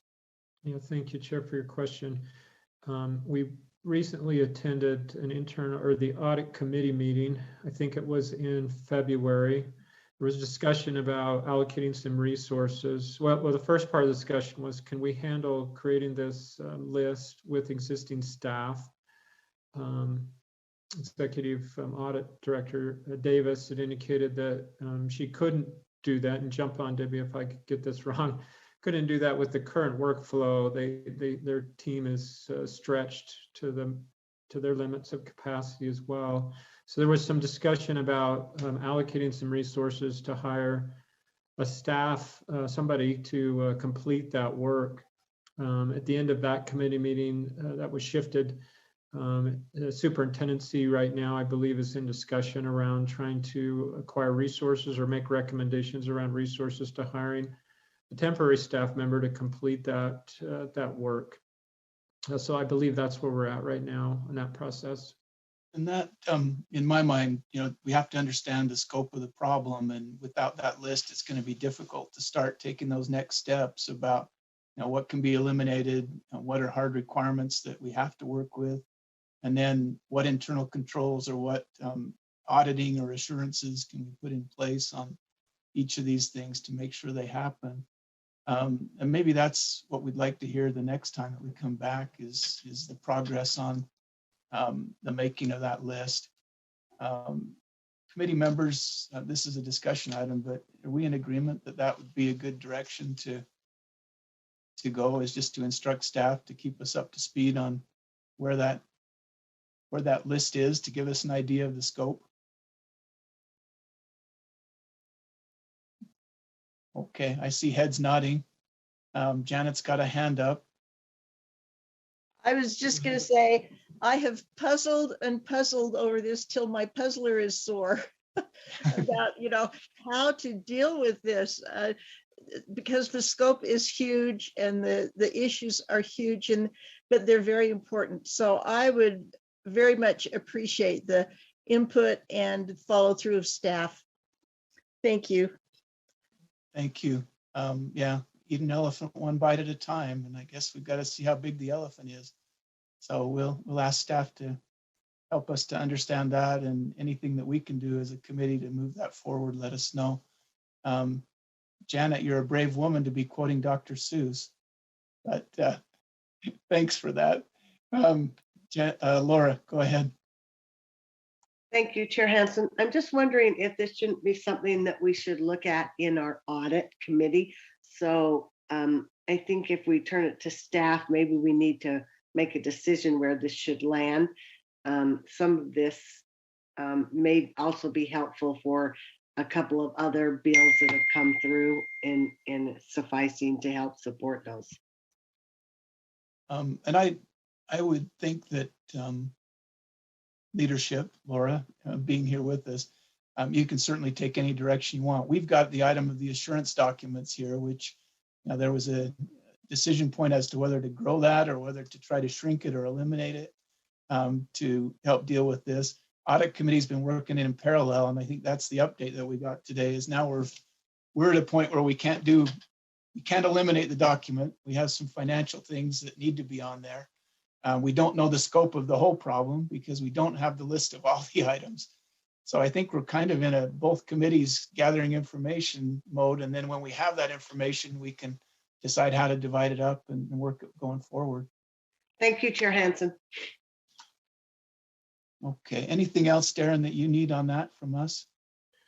Thank you, Chair and committee members. Your discussion and hearing your comments, I think, provides us guidance as we continue to work through this, and we'll certainly come back to the committee with an update as it becomes available. Thank you. Next, we have some fun work to do. We have a slew, many supplemental core standards that we need to talk about. And this one looks like Jennifer Thronson is going to help us with this. Are you there, Jennifer? Yes, thank you for the opportunity to talk to you about these standards. So as part of the board process, we come to you twice a year with course standards. So typically when we're coming with core standards, which are for the core courses. These are for supplemental courses that count towards graduation requirement, but are for specific courses that count towards graduation requirement. So today you have 13 course standard to review and give feedback on prior to those hopefully moving to the full board for approval, and then released to the field for implementation in the 2021-22 school year. So if there are any specific content questions, I do have our content specialist here today. So Ricky Scott will speak to anything related to science. We have Lindsay Henderson here for secondary math, and I think Naomi's on, yep, and Naomi Watkins for English language arts courses. So with that said, the opportunity is similar to the CTE process that we develop standards with the help of stakeholders. We release those to the field for 30 days to get feedback. We review that feedback and make amendments to these course standards, and then we bring them to the board for final approval and review. So that is what we're here to do today, and we're happy to take any questions you might have, and we're excited to get some more courses with standards as required by state code. Okay, Dr. Thronson, thank you. I wondered if we could have the specialist each just introduce the standards and talk to us about any areas where there was public comment or where there were changes that needed to be made. Could we start in that direction? And then I know we have some committee members that want to chime in, but I'd like to do that, and then we'll address the questions to the standards as they discuss them, if that's okay. Absolutely. So if we want to just go on the order that's on the page, so we can start with Ricky in science, and Board Member Hanson, if you want to help calibrate how long you want staff to go. As staff, we get a little passionate about our subject area. So Ricky could take 30 minutes or he could take 5, depending on what you're. I think we're going to have to aim closer to the 5 per standard to make it through this. But I'd really like to talk about the areas where committee members have questions or where there was a lot of public input on the standard. And just to kind of deflate a lot of public impact for all of these standards, we don't get a lot of feedback on these. We send them out to multiple stakeholder groups. So anywhere from PTA to LEA leads to science directors to teachers for feedback. We don't get a lot of feedback back. So I want you to know, like, it is a small realm of who's responding. Some of it's that there are, maybe 20 teachers in the state who teach this course, because this is not a core course. It is a course standards. It's a smaller population that's interested in those standards and giving feedback. So not to pop anyone's bubble, as Ricky and Naomi and Lindsay talk about these, but the stakeholder feedback numbers are pretty small. Okay, well, let's go ahead then. Just 1 second before we start. Jenny and Janet, you have your hands up. Is that okay if we address those questions on a standard by standard basis after we've heard the information? You bet. It might answer my questions. Okay, we'll do that. All right, then, Chair, if it's okay, I'll begin. Yes, my name is Ricky Scott. I'm the secondary science specialist in teaching and learning, and I'm excited to present to you supplemental standards in science today. We have 5. The ones that we'll be looking at are astronomy, botany, environmental science, wildlife biology, and zoology. Because of COVID restrictions and because the inability to meet face-to-face, this was done in a little different way than we had before, more through a lot of emails and a lot of digital kind of conversations in the science world that allowed for a lot more people to participate. So like Jennifer had mentioned, there aren't a lot of teachers that teach these courses, and therefore there aren't a lot of students who take these as compared to our core science courses. But in that, a lot of them were able to kind of give their feedback. And along the process. So, I mean, as far as the feedback that we got from these, we on our official summary, we only had 18. But again, I'll state one more time that that's mostly due to the fact that we had many that were involved along the way that were already kind of getting their feedback in the process. But as far as specifics, there were kind of feedback, everything from scientific content, direction in regards to grammar and those kind of updates, and a lot of the changes were pretty easy to make. There are some cases where people wanted new things added in the last minute or new standards, and those were things that I was able to refer back to previous conversations where almost just about every time that kind of conversation came up, it's something that had already been discussed in committee. And those things were easy to say, well, we decided this for this reason, and I was able to give that kind of response. So in less than 5 minutes, that pretty much is the overview for the 5 science courses. I'll add one more time that we do have a few more to do after these. So this is really the first round. So any feedback you give would be wonderful to be able to hear how to improve the process for the next time. Thank you. Questions on the science standards that Ricky would have responsibility for? Yours are late there, Jenny or Janet.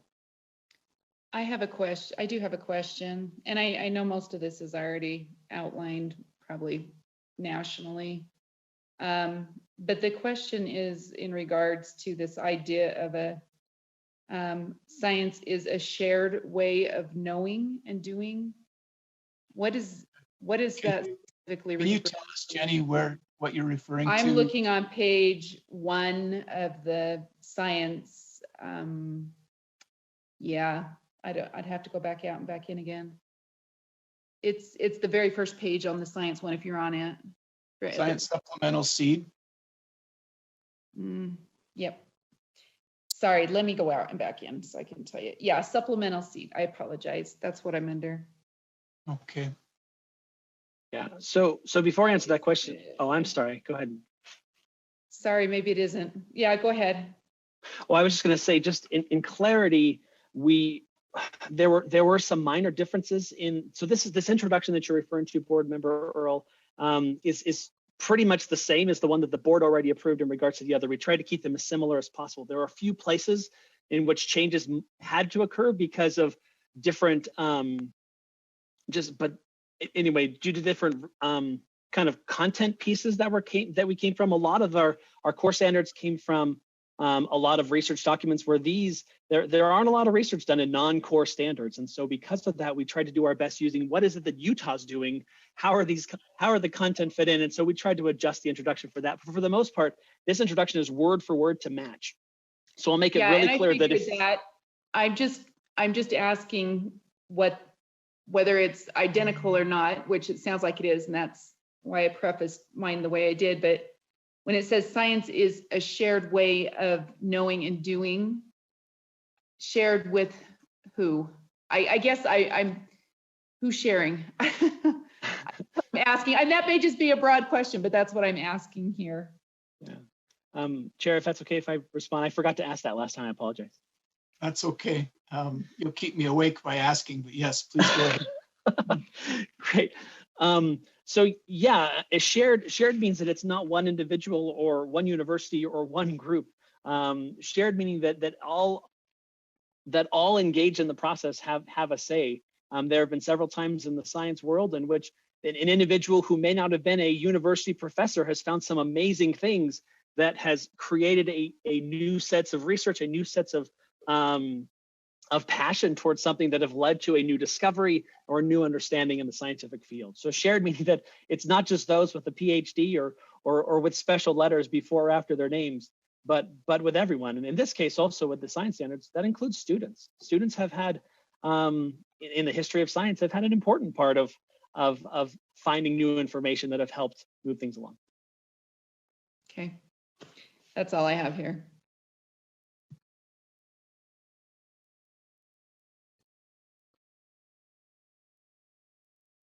Sorry, I need to take off the mute before I can talk to everyone. Any other questions for Ricky on the standards, the science-related standards? Okay, we'll go ahead then and move to the next topic. You may not be entirely off the hook though, Mr. Scott, so stay with us. So Chair, it would be Naomi Watkins next for the ELA, Journalism and Speech and Debate. Okay, thank you. Hi, thank you. Naomi Watkins, Secondary English Language Arts Specialist. And we created with my committees, we created the journalism and the speech and debate. Those are two things, not three. So speech and debate are together and journalism. And these came, developed by educators who teach journalism and who teach or who are coaches in speech and debate. Unfortunately, there's not a lot of journalism classes anymore in the state. A lot of them have been cut. But the feedback on the journalism standards of those who responded seemed to think that it was a solid set of standards. I think there was a typo feedback to change.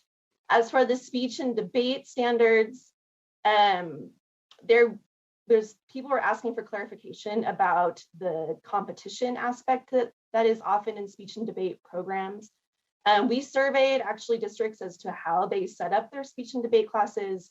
We found a lot of variance. Some districts have various levels of speech, like speech 1, speech 2, speech 3. Some have solely competition courses. Some have a blending. And so we added guidance in the introduction to say that it's up to LEAs to decide how these standards would be divided or organized across those speech and debate courses. So I think that a short summary. Thank you. We appreciate brevity, but that's it's too bad that the journalism classes are dying out. That's unfortunate. I had a quick question. It looks like we've got a couple other hands up. In both journalism and debate, how is the issue of obtaining accurate information or vetting information sources? How's that handled in those courses? Is that part of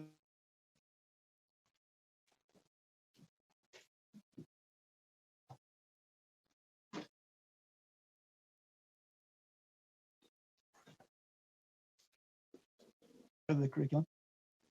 Sorry, I think you cut out at the Hello? end, so I didn't hear the I'm the sorry. last part of your question. I'm Yeah, sorry. my question on both of these topics with both journalism and debate is just the issue of obtaining reliable information, vetting information sources and that sort of thing. How's that handled in the curriculum? I didn't know, I glanced through those, but didn't know that I saw specific items about that. Is that addressed? Yes, it's addressed in both the journalism and the speech and debate standards, and I'm now looking at to see where that is. So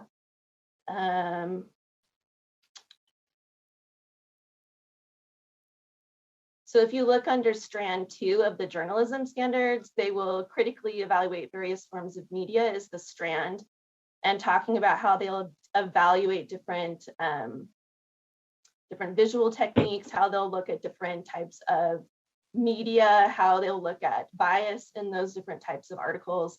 And so I think it's not, for journalism, it's not just about producing a student paper, it's also about looking about ethics, about good journalism practices, and becoming not just good producers of media, but also good consumers of it too. Okay, thank you. I appreciate that. And I see that's spelled out in some detail about how they'll look into that. I appreciate that. Laura, you've got your hand up. Thank you, Chair. May I direct my question to Naomi? Please, and I'll Thank you. ask her to respond right now so we don't have to pause in the middle. Okay, thank you. So Naomi, my question is there any requirement in the speech and debate that they have to enter competitions? You mentioned something about it, but there's nowhere in the standard they have to. No, I believe in second paragraph, it's of the introduction. It talks about how it doesn't have to be a competition class.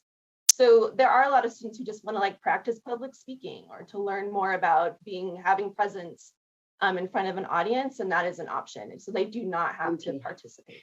That's what I wanted to know. Thank you so much. And Board Member Earl. Yeah, I was going to say, I hope current journalists go and retake this class. It looks like most of the information here would be pretty relevant to what's not happening in a lot of places today. So I do have a question on journalism 1.5. It's on page 1 of the journalism. And specifically so that educators aren't in a compromising position on this particular one. Can we relate this to a specific law or set of laws or Utah law so that it's not left open for maybe the very thing we're trying to do in journalism here, that we're not leaving it open for maybe a theorist to come in and create, a critical theory around this, or to use content or information that might be more controversial. So, and you have laws in 1.2. I'm just wondering if you can reference the actual laws that we're hoping to, right? Because Utah has some laws around this area, and so do we have federal laws. If we could just reference those. Sure, we could make a motion. Is that? we could add that to the appendix, like it is with some of the other standards, as far as explaining more, and we could reference those particular laws if that. So you would indicate that this would use the appendix to use this one, or you would have it. I'm trying to understand how that would work, so that they would know to use those laws in reference to this item. Does that make sense? Yes, it does. Well, anyways, think about it. I'm maybe making that request. If I need to make a motion on the full board, I can do that. So I don't know, does that make any? Yeah, I understand there's a request. I'm just thinking about how to move these things forward, because today I believe our agenda item was to approve these standards and move them on to Yeah. the full board. So would I if need to make a motion to there is a include change that that? you wanted to make, I think we'd have to have a motion, some discussion, and then Okay. move forward with that here. Do you want So me to do please, that now, or do you if want you're me to do that at the Is end? there any other discussion? I'd like to let everyone have their say real quick on this, Okay. and then we'll do the motion. So Okay, I'll any save it till other, looks like Brent Straight's got his hand up. Is that on this issue, Brent? Yes, I was excited to look over all these. I'm especially appreciative of the process that all these go through the standards, and I appreciate that. I really was interested in the journalism and the speech and debate, because my experience in school is that students get so engaged in speech and debate and journalism, and do a lot of exploring. I mean, and it really kind of complements so many different courses: history, language arts, science. It brings all of these together into one course that they can really grow and expand on. And it's been fun to see and look over those standards, because they're right on. And we do have a journalism course and speech and debate as a competition class at the school I teach in. And I've been amazed at what the teachers are doing, especially with the guidance of some core. And I know that our teachers were looking at those as well. So thank you for the process. And I guess I'm not quite certain if Board Member Earl would explain a little more on what she's suggesting, because I'm not sure I understand. Okay, well, I think that, thanks you for your comments. I think we'll jump back to Jenny and let her make her motion, and then she can speak to that motion, and we'll go ahead with that. Go ahead, Board Member Earl. Yeah, all I'm asking is that we include the laws that do talk about the inclusivity, which we have those, and I can look those up and send those on. I don't have them right in front of me, and I do apologize. I probably should have had those in front of me for today. But we have a variety of laws that help keep us in that framework. So I think for a motion, we'd probably have to have what those laws are, because there may be some debate about which laws apply, and that may influence people's votes. okay, civil rights laws. If you give me a few minutes, I can, look those up. Why don't we, maybe we can move our discussion to the next standards that we have here, and then we can come back to that. And I just, we need to be sure that we know what we're voting on to pass on to the full board, I think, for that. So maybe we can go to the next one, Jennifer. Would that be okay? And then we'll come back to this one, Naomi, so you're not off the hook. Sounds like a great strategy. So next up is mathematics. We have 7 courses, I believe, with Lindsay Henderson. So she's here to speak to the mathematics process. Thank you, Lindsay Henderson, secondary math specialist. We actually had 6 supplementary standards that were up for review. We received about 14 comments back. The majority of those comments were in support of the standards as is.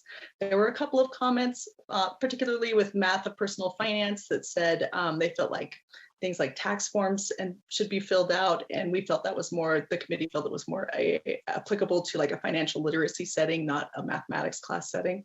So there are no changes that have been recommended based on the public feedback. And I think that's it.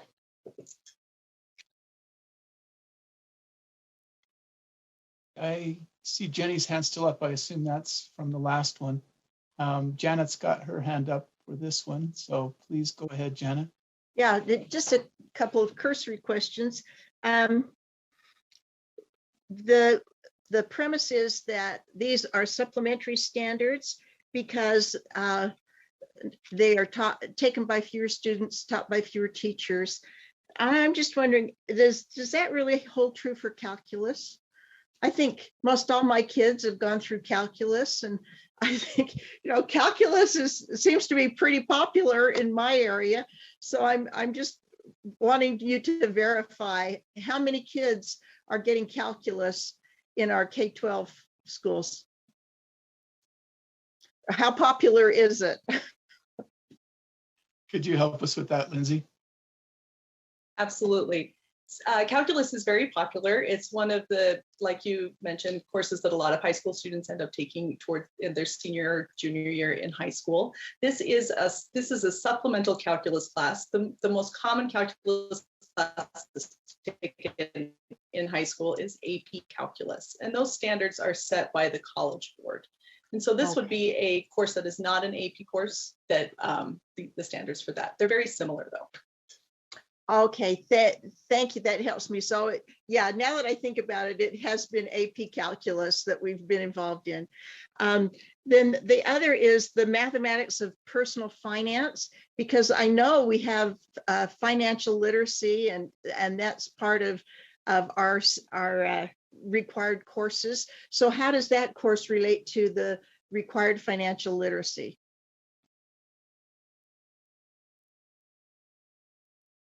Please go ahead, Lindsay. Thank you. There you go. So financial literacy is not a math specific course, but the math of personal finance is a mathematics based course. And to be qualified as a supplemental standard, it must meet or exceed the secondary Math 2 standards. And so as such, that's kind of the baseline of prerequisite knowledge. And then it grows from there. And so this is all personal finance content that's related to skills and concepts that are beyond secondary Math 2. Okay, thank you. Mm-hmm. Could you help me understand, Lindsay, how uniform we are in the math class offerings around the state? Are kids getting pretty much the same menu of courses all over, or is that very widely? That's a great question. It depends on it's up to the LEA as to which courses they want to offer. And sometimes it offers, like in a smaller LEA, if you offer more courses, you don't have as many teachers that can teach. It becomes a scheduling issue. But I do know that the most frequently taught supplemental math courses around the state are the college prep math, modern math, and mathematical decision making. And those are courses that may even be offered as supplemental courses in the smaller LEAs then? The Yes. ones that have been adopted more widely? Yep. Okay, thank you for that. Janet, your hand's up. Is that still up, or is that up for another question?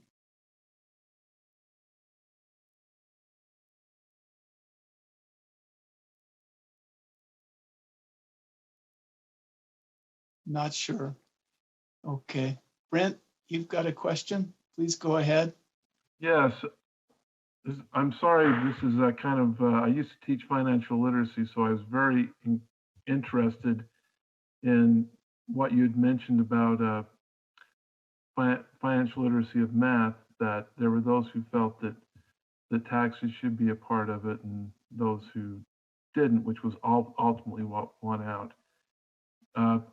I'm trying to envision what this financial literacy of math is.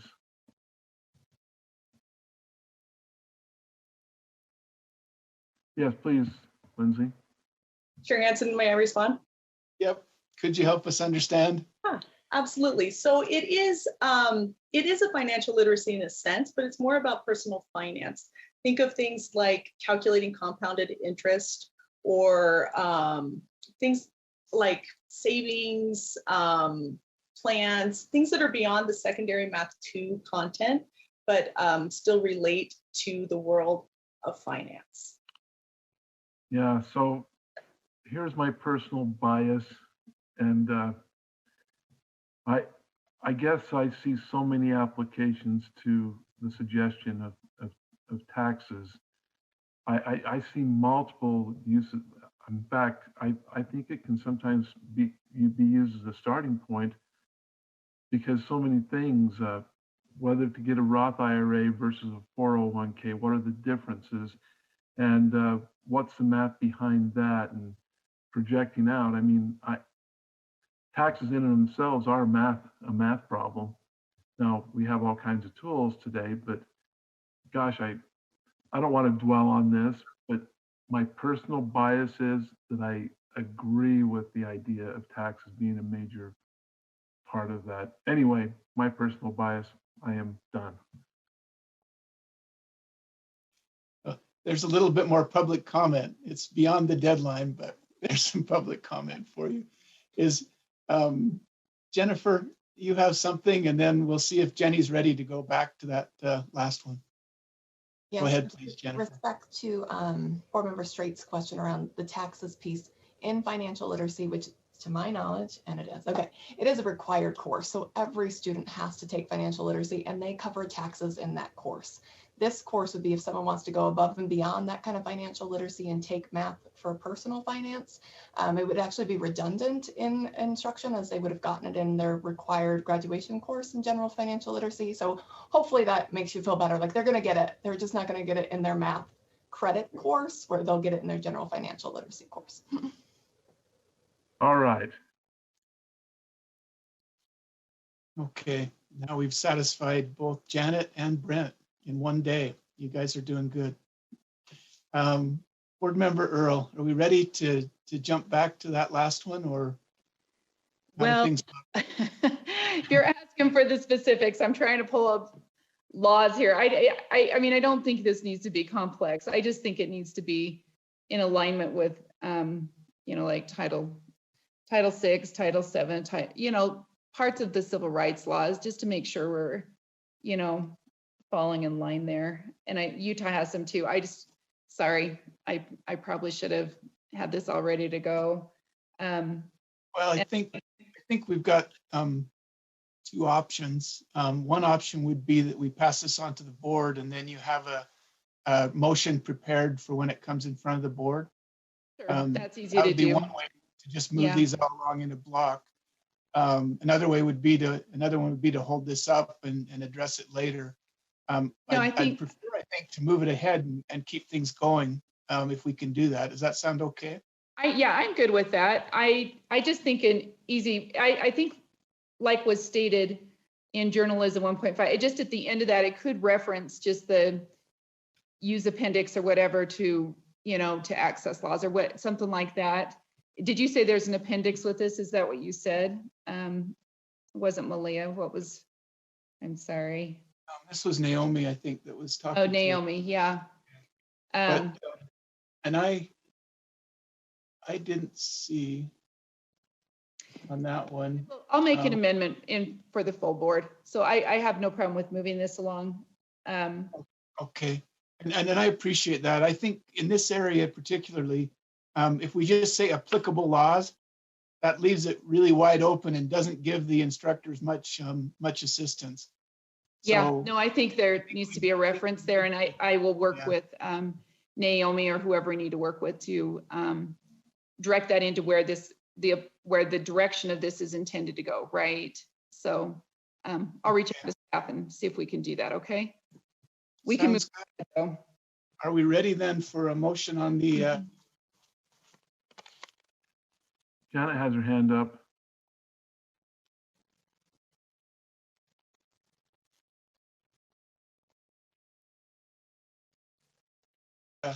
supplemental standards? Wow, she's frozen on my screen. Oh, there she is. She's back. Okay. Were you ready to make a motion for us, Janet? Yes. Can I ask one quick question before I make the motion? Certainly can. Would introductory calculus be something that a student would take before taking calculus? Would that be like a prep for AP calculus? Introductory calculus standards that we're approving? Do we have an answer for that one? Board Member Hanson, would you like me to reply? Yes, I would, please. Thank you, Great. Lindsay. Thank you. So this is a course that's the AP course has high standards. It gets you college credit in universities that accept the AP calculus credit. This supplemental course is for students who aren't interested in that pathway or interested in perhaps that final summative assessment that is very well known in an AP course. It's a course that keeps their math skills high and ready to go move on to college level math, but it doesn't necessarily have some of the scary things to some students that are attached to the AP course. So it wouldn't be like a precursor course. It would just be a supplemental course. It could be a precursor. Oh, okay. All right. Well, then with that, I will make the motion that the committee approve supplemental course standards for those courses brought to us today and forward a recommendation to the board for approval. Okay, thank you, Janet. The motion before the committee is that we recommend approval of the supplemental course standards. We have it written both ways here. I think Jennifer told us that it's course standards, is that right? The supplemental course standards and move them to the full board for review and approval. I think we're ready for a vote. Please go ahead and we'll try to do that on the screen. And Nora Lee, help me. I see 1, 2, 3, 4. Brent, I don't see your voter. It disappeared. There we go. Looks like that one's unanimous. Is that what you have, Nora Lee? I do. Okay. Thank you, committee. We'll move on then to the next item.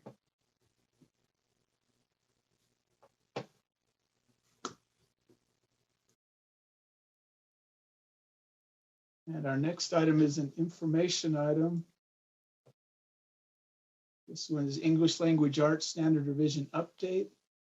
And I think Sarah and Naomi are here to help us with that. Who's going to speak to that one? This is Sarah Ribke. I would be pleased if I would be allowed to speak to this one. Okay, we'd appreciate it. Please go ahead. Thank you. Sarah Ribke, Pre-K through 12 Literacy and Library Media Coordinator. Thanks for having me today. Just wanted to give you a quick update.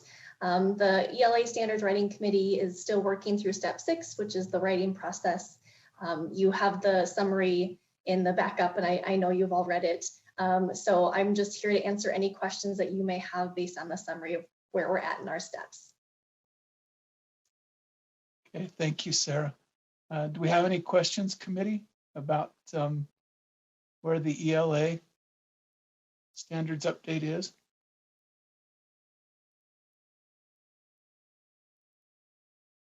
I see one hand from Board Member Earl. Yeah, I was going to say, I know where we're at in the process, right? Because that's what we're looking at here. But I really don't have any idea where we're at. I don't know if that makes any sense. I know where we're at on the process, but I guess personally, I don't have any idea the direction we're going, what we're using. I know the people on there. Does that make sense? I could look at, who's helping do it. Is there anybody that can give us some idea on what we're doing, what the focus is, that kind of a thing? Does that make any sense?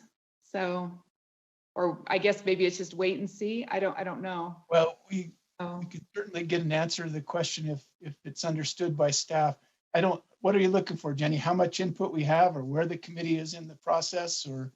Well, I know where we're at. Yeah, I know where we're at in the process. Yeah. What are we using to base our standards off of? What direction are we going? That kind of a thing. I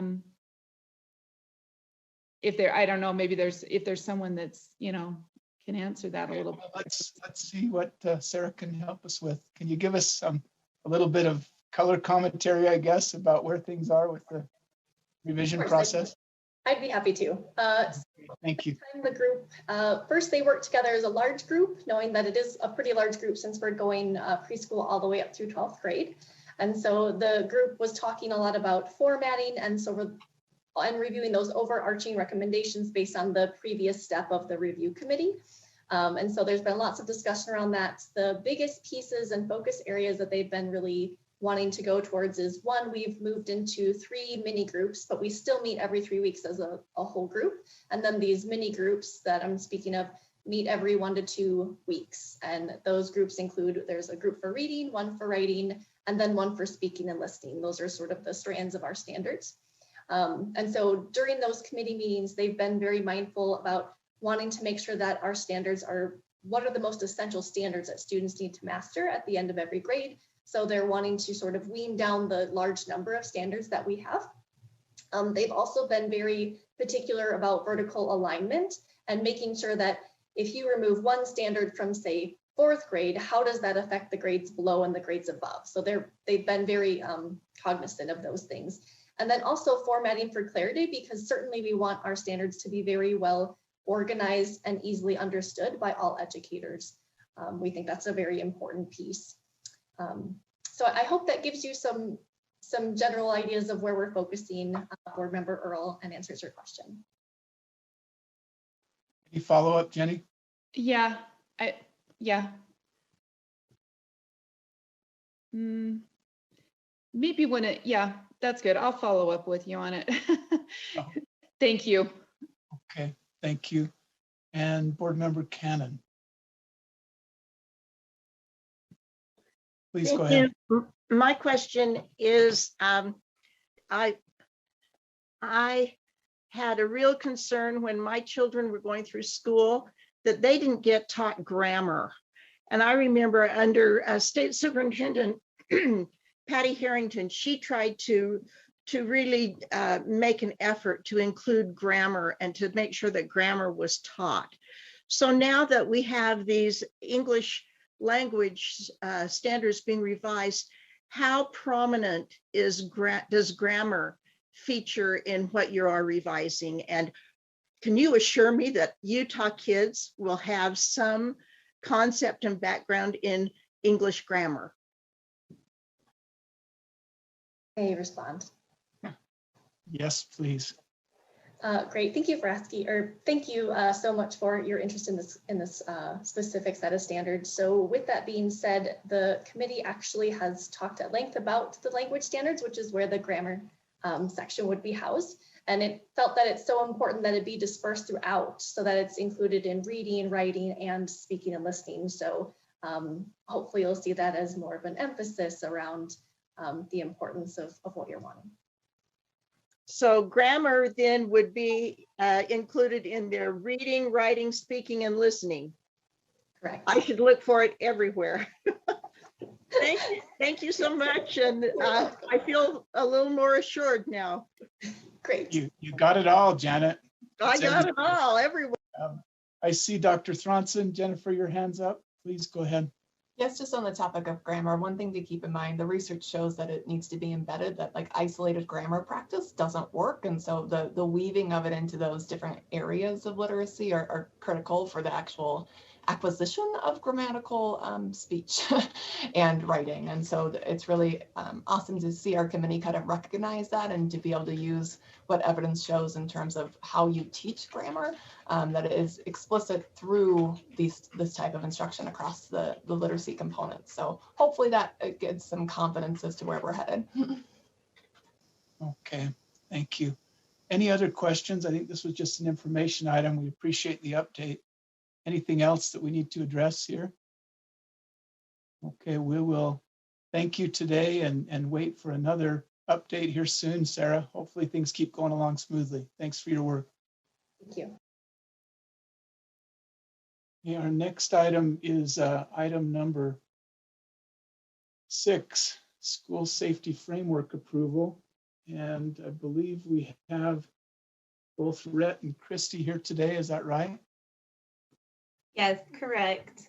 Okay, who's going to take this one? So I'm going to start. Thank you, Chair Hansen. Christy Walker, Safe and Healthy Schools Team Coordinator here at USBE. Thank you, first of all, for the highlight for the School Safety Center today and recognizing them for all the important work that they do. Secondly, thank you for the opportunity to address a gap that we've identified in the school safety framework at USBE. I will be doing the overview and then turning time over to Rhett Larson, our school and student safety specialist, for a review of the current 8 conditions. And he will also do an introduction of the proposed 9th condition. Kendra Muir, our school nursing and wellness specialist at USBE, is also here and available to support this addition as it pertains to her area of expertise, and she can explain the benefits or rationale as needed. For your reference, there is also a document called School Safety Framework Proposal for the 9th Condition Student Health Services in the backup documents that outlines the information we are sharing today. The Utah Framework for School Safety includes 8 conditions that schools may follow to create comprehensive, safe and healthy school policies, plans, protocols, and partnerships. These 8 conditions were determined through the unified efforts of the Utah School Safety Collaborative in 2018. This was prior to the legislative formation of the USBE School Safety Center. Now, Rhett Larson will speak to you about the 8 conditions and present the 9th. Good afternoon, Rhett Larson, School and Student Safety Specialist. So the current 8 conditions for the School Safety Framework that was approved a couple years ago by the board are as follows. The first is establishing a positive and supportive school culture. Second is attending to school-based mental health. Third is securing the building, grounds, and transportation. Fourth is screening, training, and supporting school staff. Fifth is mitigating student safe school violations. 6 is providing digital safety measures. 7 is developing community prevention and response partnerships. And the 8th is crisis and emergency response protocol.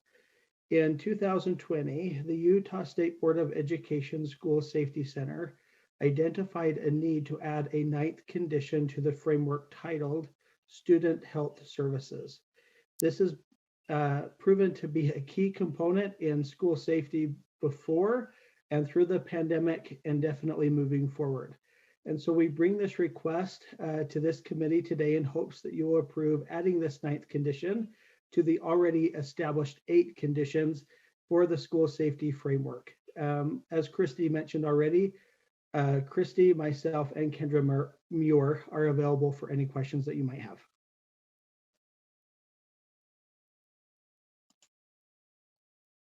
Okay, thank you for that introduction. Committee members, do we have any questions about adding this additional item? Board Member Earl. Yes. What all does that mean? In other words, how expansive is this, and what does that incorporate? Who's best to answer that one? Chair, I'm happy to take that one.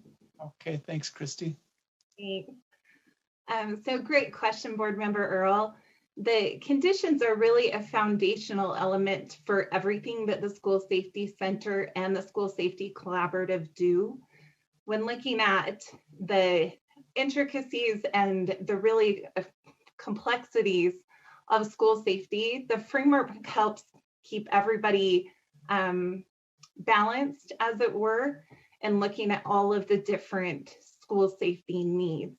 And as you can see, student health services or student health and wellness is not represented here in the current 8 conditions.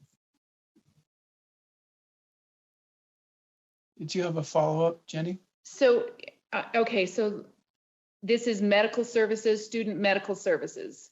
We're saying health services, but we're talking about medical services in the schools. Is that, I guess I'm trying to understand exactly the parameters here. So it would be dental, it would be nursing staff, it would be, we already have mental health on here. So it's talking about providing medical services in schools, right? Chair, if I may. Please go ahead. So not restricting only to medical services, but also including just overall physical health and wellness. And so when we look at addressing the whole child, we look at the mental, emotional, social, physical, and environmental needs of a student. And so not just speaking to mental health, or not mental health, medical health professionals, but also giving resources and providing information to our stakeholders regarding overall student health and physical health. Rhett Larson, anything you'd like to add there? Chair, if I may. Please. Thank you.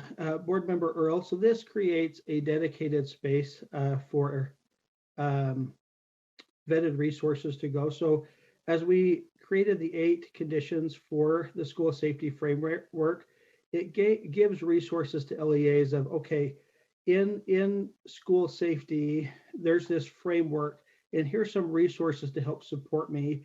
In no way is it something that they have to do. It's just resources to help support them. And we wanted a space, now that we have a state school nurse specialist at USBE, we wanted a dedicated space for her to be able to put her vetted resources to help support LEAs there. And so it kind of, again, speaks to that comprehensive approach, or that whole child approach, as Christy was just mentioning. So it creates that dedicated space for her to share vetted resources and support her field. Support the field that she helps to support, if that makes sense. Yeah, okay, thank you. bet. We need to probably put this on our, right? Is this our first item today that we talked about, school safety framework? This is another area, and maybe this already fits that in some areas, but anyways, thank you. Okay. Janet was clapping her hands, and now she's got her hands raised. So Janet, tell us what you're so happy about. I couldn't figure out where the clapping came from, and then I couldn't get it to go away. I was hoping no one noticed, Scott, but you're too on top of things.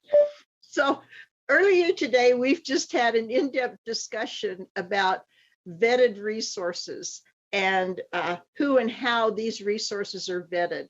So this 9th condition indicates that vetted resources will be provided. And so now that we have a new school nurse specialist at USBE, yay, I'm glad about that. But would this person be the vetting resource, or how will these resources be vetted so that our parents can be assured about the information that's going to their kids and others through this student health service? Okay, staff, who'd be best to respond to that? Christy, is that one you want to handle, or is that for Rhett or for our school nurse? I'm happy to start on that one, and then the team can I'll chime let you in. pass it around. Okay. Thanks. So I would like to point the committee to our Safe and Healthy Schools website, as this is the place really where the whole conversation was sparked. Happy to drop it in the chat, but I can't. So if you'll pull up the USBE website and go to the home page and scroll all the way down, the bottom middle tile is Safe and Healthy Schools. And if you were to click on that, then it would take you to the Safe and Healthy Schools website. And the Safe and Healthy Schools website represents, well, it shows an overall representation of the 8 conditions. Thank you for pulling that up. Yes, right there. And so as you look at this, each of those tiles represents a condition. And as we moved into a space to address the COVID-19 pandemic, we found that we were not holistically approaching school safety without the recognition of physical health and wellness as a key component to school safety. And so with this website being built upon the school safety framework as an overall, the vision of it was for it to overall represent and house all of the resources for each of these areas.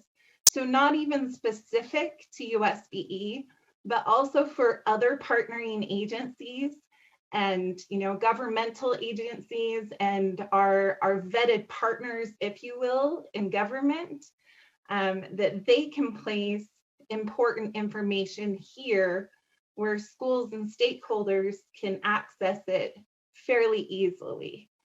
And so that was another push to move into the space of adding the 9th condition, so that we were showing the full representation of what school safety is and providing that space for resources, information, and technical assistance in a broad manner for student wellness. And who is vetting these resources? So staff have been directed to vet resources collaboratively. So it would be done in conjunction with our health department. So at least 2 staff vet resources that are placed on the website. And we have a tracking sheet in which we track what resources have been vetted. And so it would be not just 1 staff member, but two eyes on every document. Well, and I think that's some feedback that we'll get also in conjunction with the information request we made earlier. This is information posted to the USB website, and you've helped us understand how it gets vetted to be on there.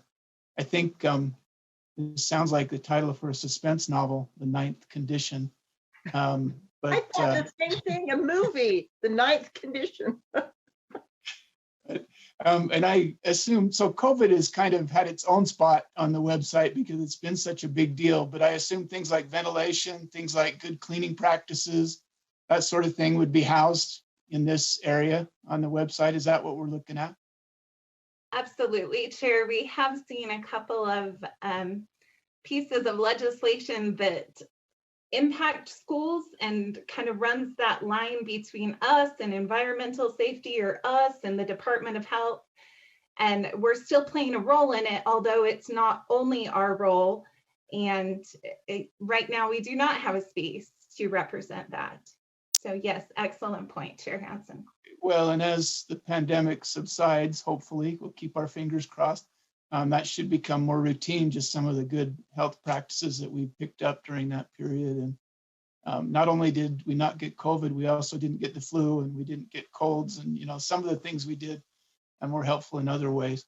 So, okay. I am ready, if we don't have any more questions, to entertain a motion on this one.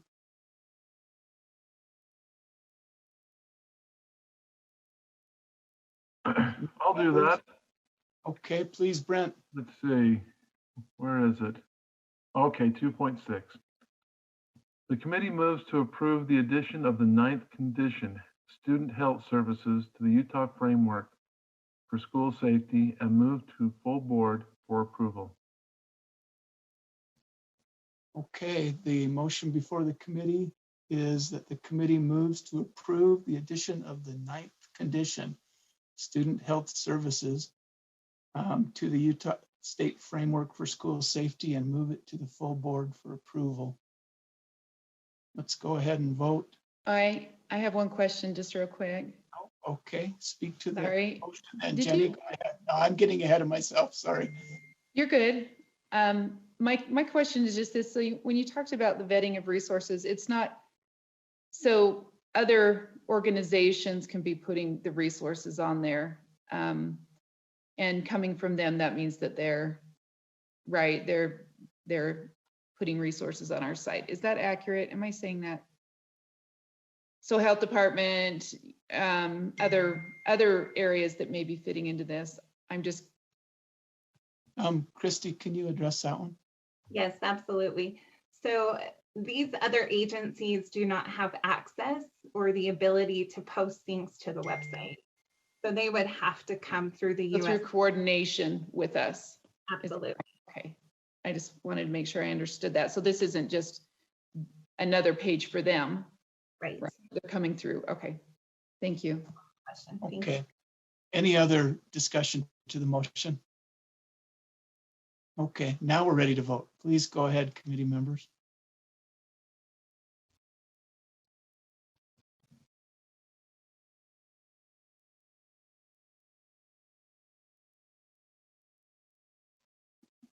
Let's see, I'm not seeing a vote for Janet.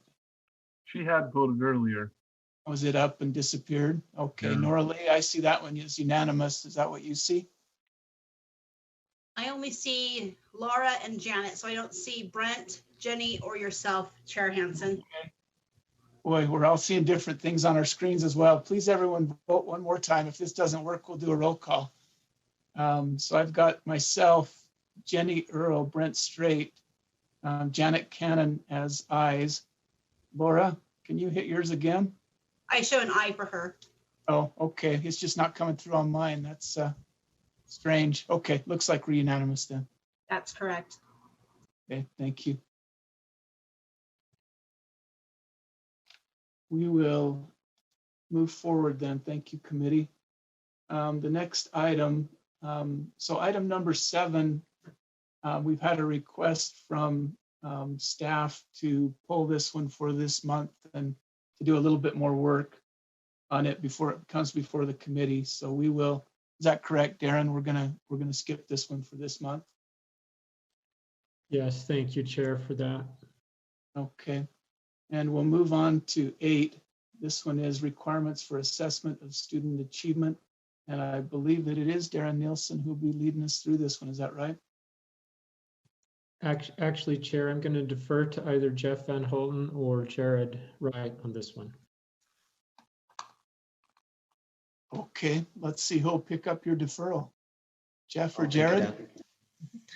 I'll start and then we'll pass it over to Jared if that's all right, Chair. Please. Okay, Jeff Van Holten, Director of Public Affairs for the State Board of Education. Good to be here today. Happy Friday.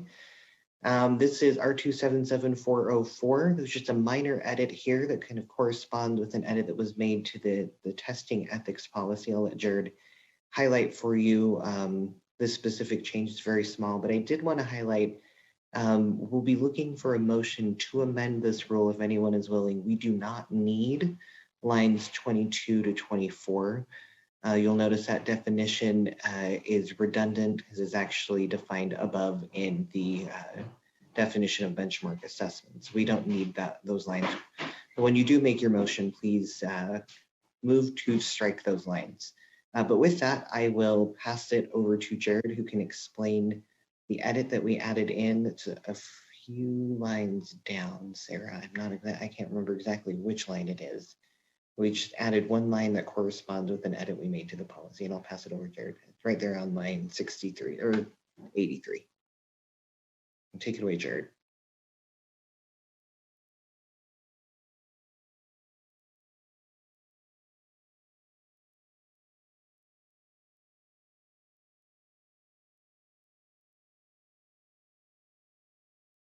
Oh, Jared, do we have you here?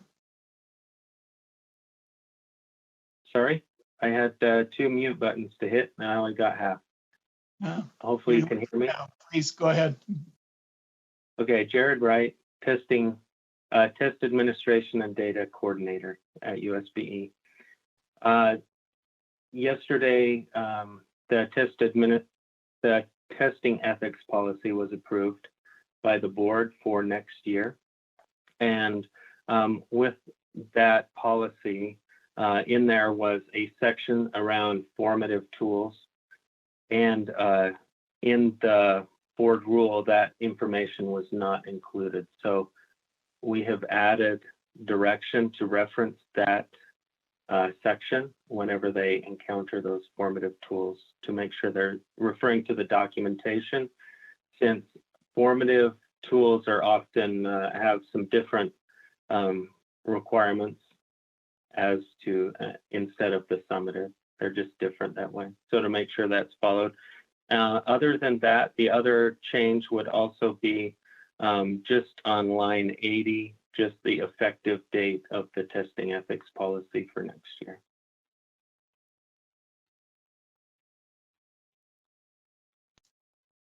Okay, committee members, looks like Member Earl has her hand up. Please go ahead. Yeah, so I have a specific question on this in regards to how much formative assessment, it was, I guess, coming out of our assessment thing this summer, it was my understanding that the the tool and the guidance was to help local districts create their own formative assessments or show them what that looks like.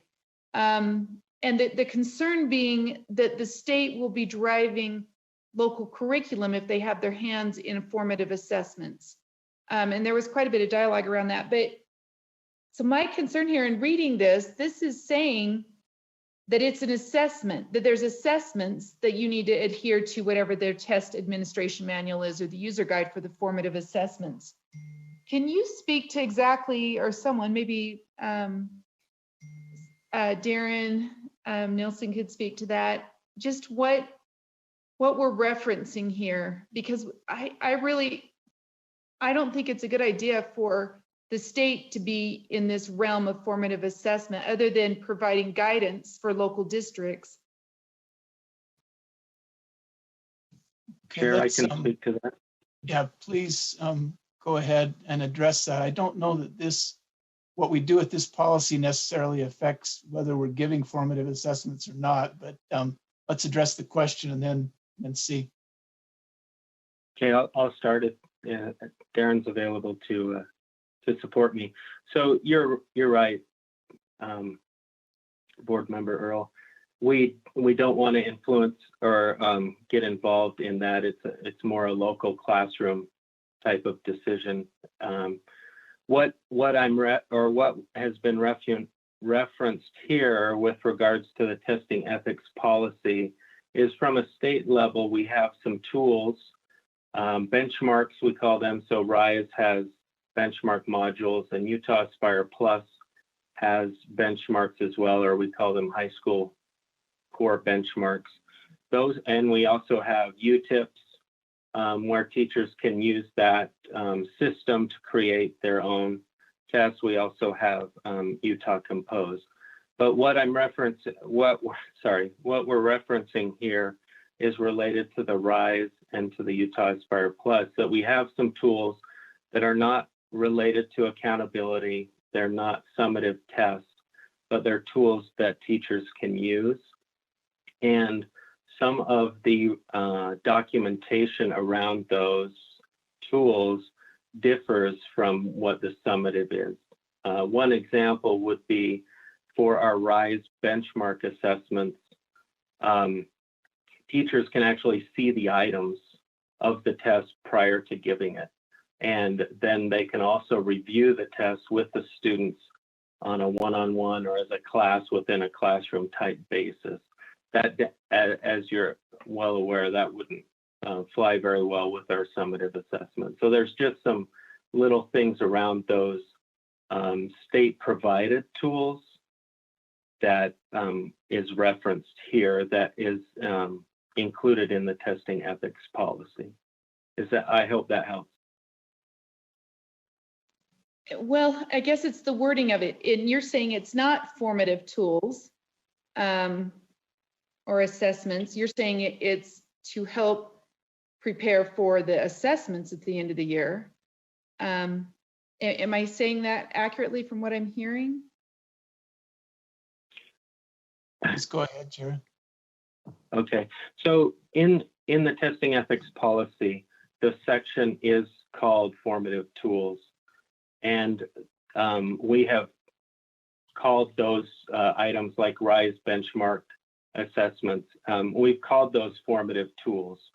And maybe the language here needs to be clarified but the reference is to that section within the testing ethics policy. Yeah, I'm looking at that because I do know educators use that, but I guess I'm getting confused between what a teacher would do at the end of a week or at the end of a particular concept or something. And that's what I'm concerned about, is the language is similar. Well, the language is identical. So, but I can see, because I'm up on the formative assessment tools, what you're referring to. I'm just concerned that we're starting to get into an area, maybe only in dialogue or language, of driving local decisions. Yeah, well, oh, sorry. Yeah, if you need to respond to that, Jared, please do.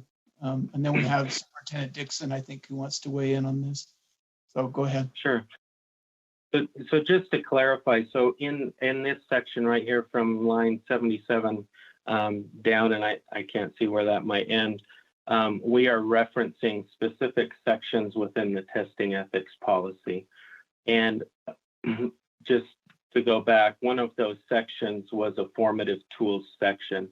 And so the reason to include the direction here is just that it is a section within the policy. And so the thought was it should be included here with the other sections referenced in the rule.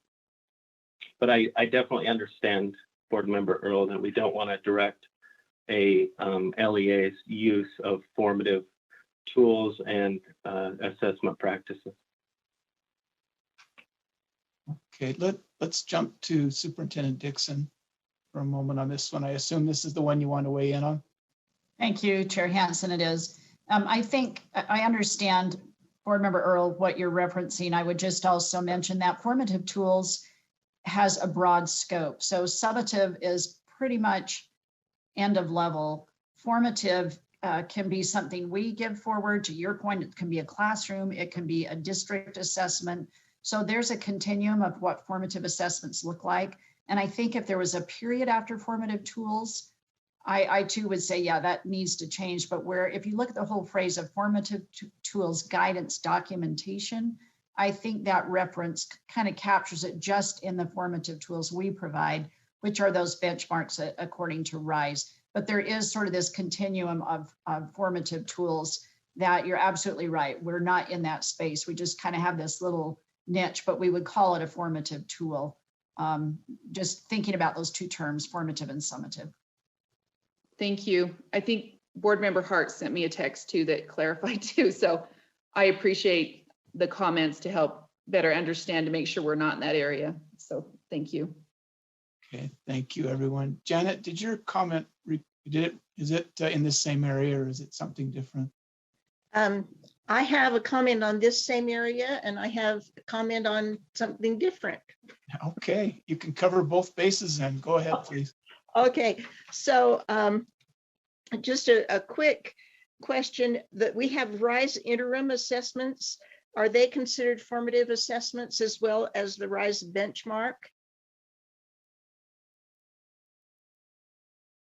Who's best to field that question? I can start with the response. That's all right. Please go ahead, Jared. So the formative and summative is a tricky terminology. So it depends how, it's more about how the assessment is used. So for summative, as Superintendent Dixon mentioned, summative occurs after the learning to see what was learned. And the formative is more as an assessment, might be used during the learning process that a person can use. So interim definitely could be considered. It's not considered summative. It could be more a summative type, or it could be considered more formative depending on how the school, teacher, LEA choose to use that assessment.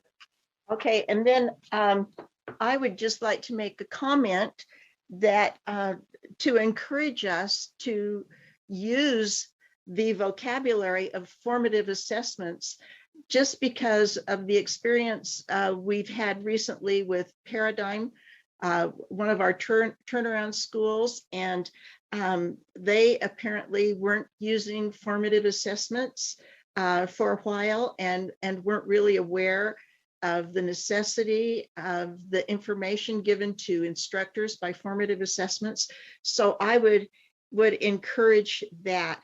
Then I have two other questions, Chair. Do you want me to? They're of a different nature.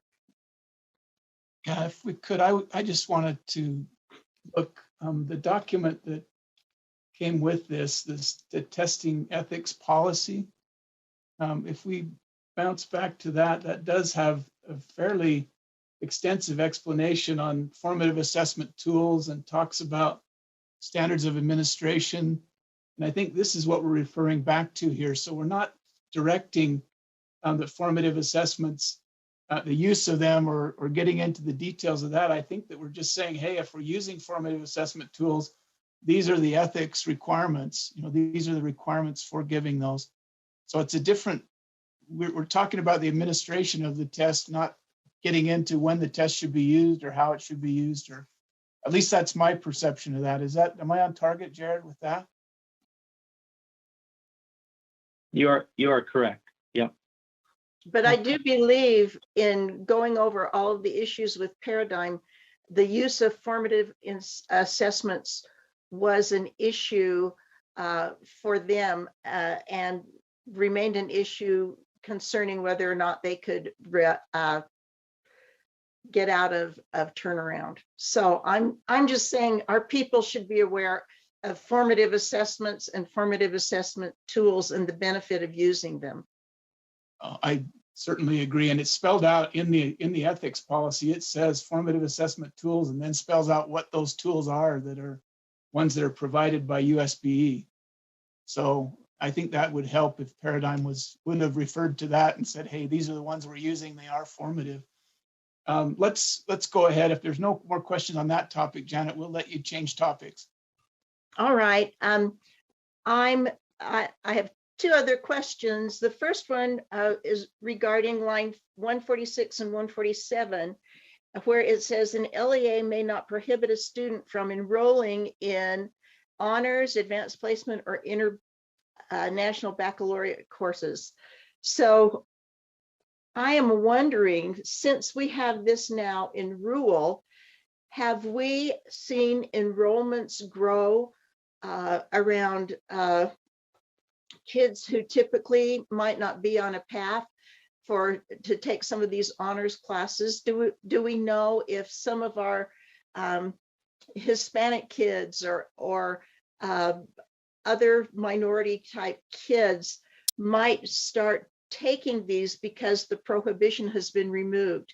So do the kids know about the removal of the prohibitions, and do the teachers know about the removal of the prohibitions? And is it making a difference in the makeup of these advanced classes? Who's best to address that question? Looks like Superintendent Dixon has her hand up. Yeah, let's defer to Superintendent Dixon. Well, I can take a crack at it. Thank you. And Assistant Superintendent Nelson probably has more detailed information than I do. I know we are tracking this data. Nathan Ock on our staff has been working in this arena, and you've heard from him before as he's brought the problem of practice to you about the disproportionate numbers of students in our honors classes who were oftentimes kept out for a variety of reasons, but often on an assessment. So I know that he's tracking this, and those districts and charters who have used this rule even before the rule was created, I should say this methodology, did have numbers that were showing more students who live in poverty, more students who are representative of their whole student body, et cetera, in these courses. So we are tracking it, we will be tracking it, but it's fairly new, and I don't know that we have longitudinal data. And Darren may be able to pile on that, but that's the information I have. It's something I'm very interested in tracking, so I've kind of been paying attention to it. Hey, Darren, anything you can add?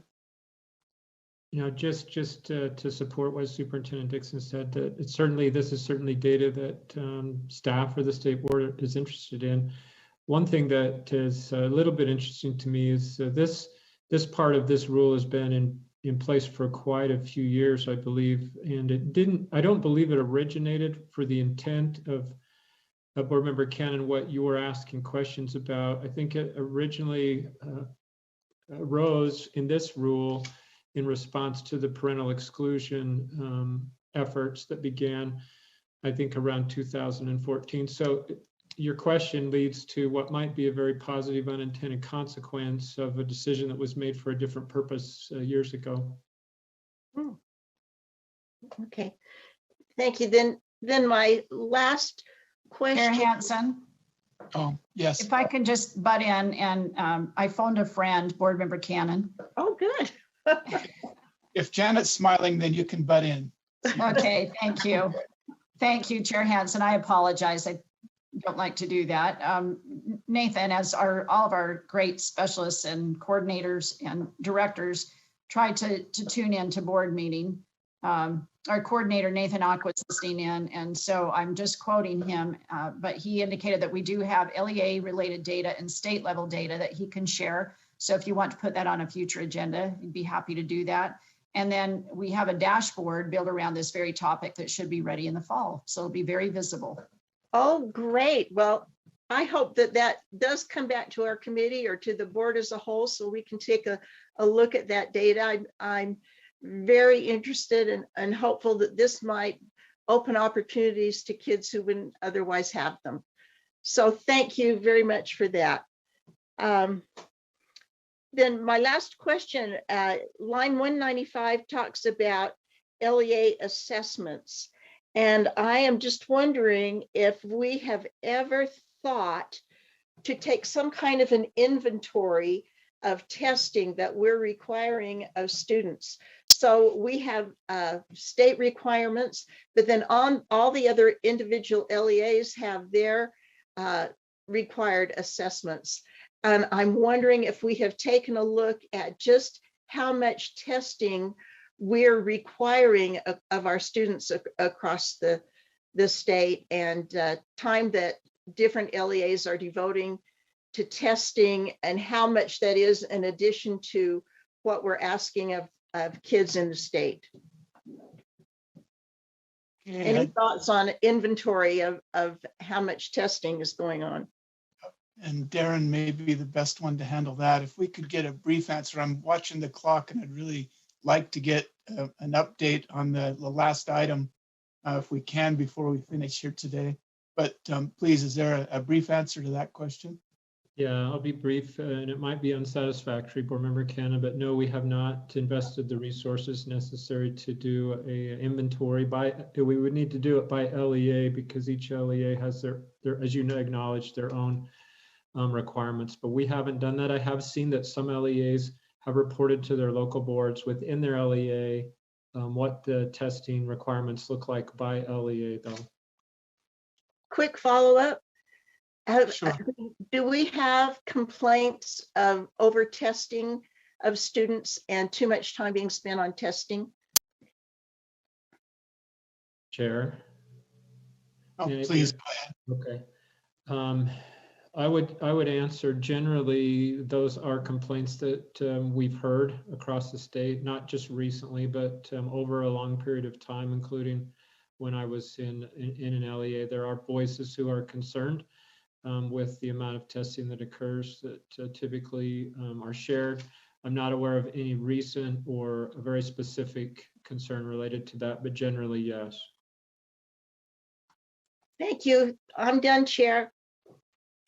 Appreciate it. Jenny, your hand's still up. You have on this item? I'll try to be quick. This is back on line 146. And because I'm familiar with the situation where a child was not allowed into a STEM program because their parent opted them out of the statewide assessment.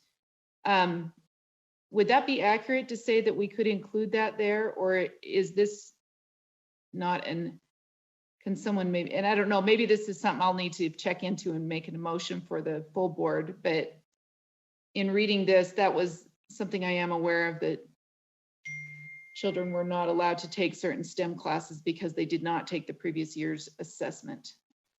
So is the question then, is a STEM class considered an honors advanced placement or international baccalaureate course, or because if not, it wouldn't be included here, right? Is that the question?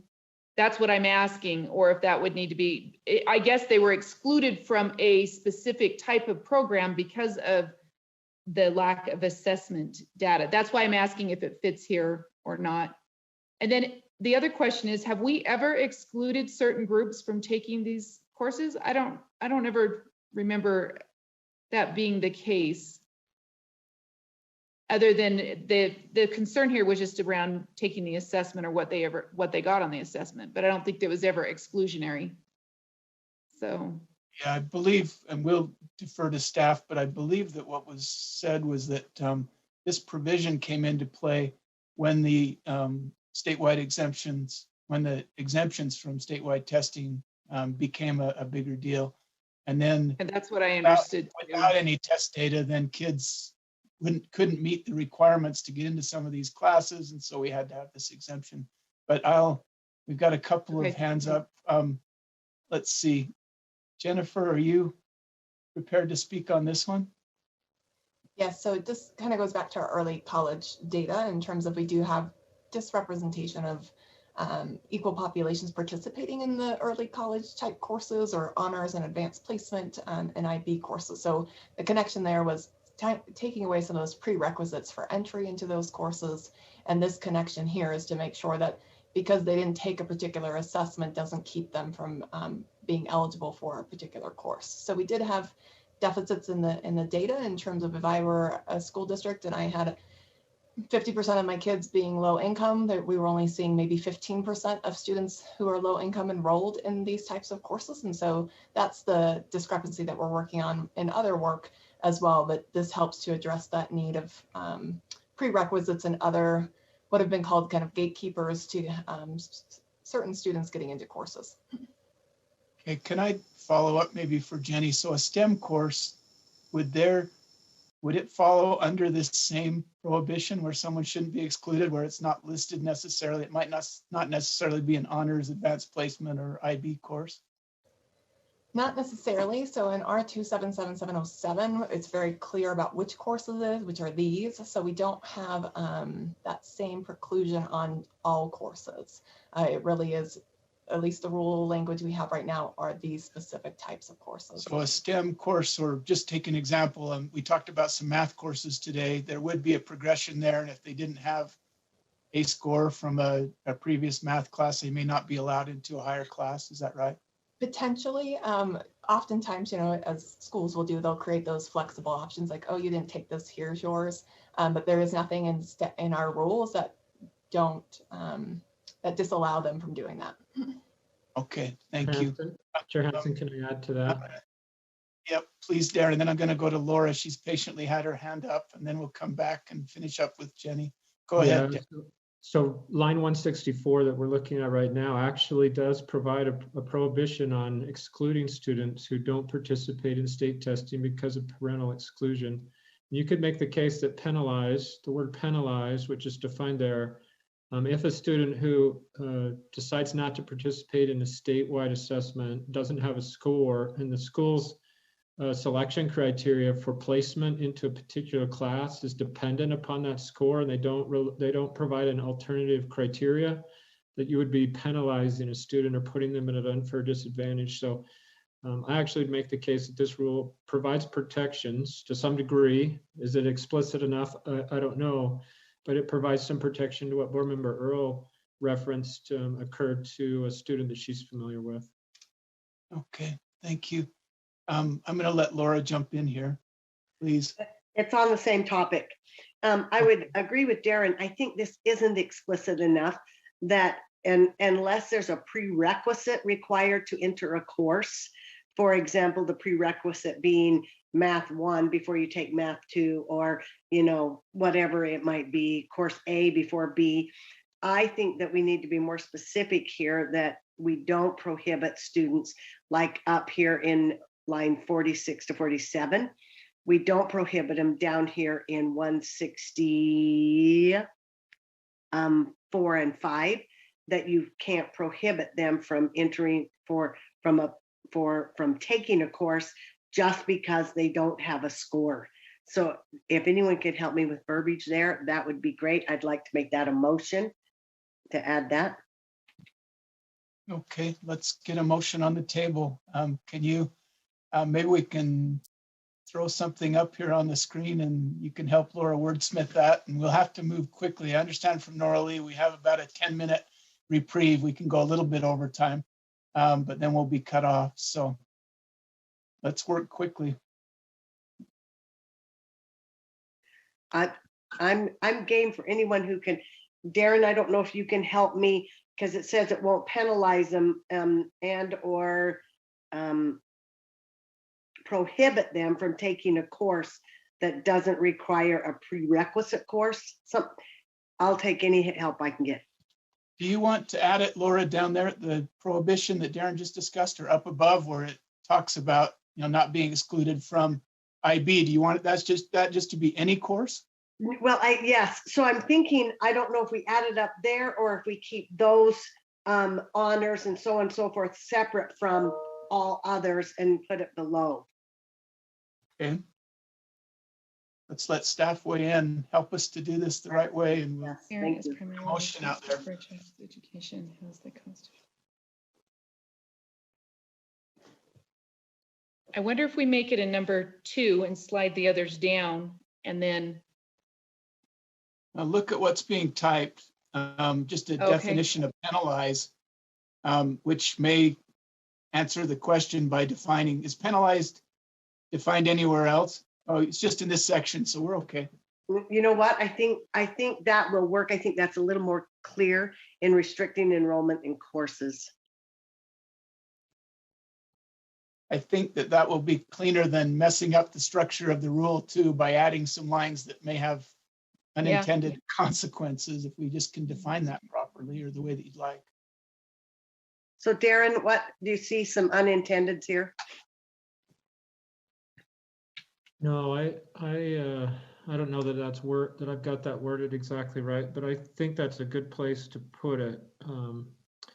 If we go up above and we start trying to list every particular course, we started with STEM, but there are other courses and programs that we might not be considerate of or that would be developed in the future.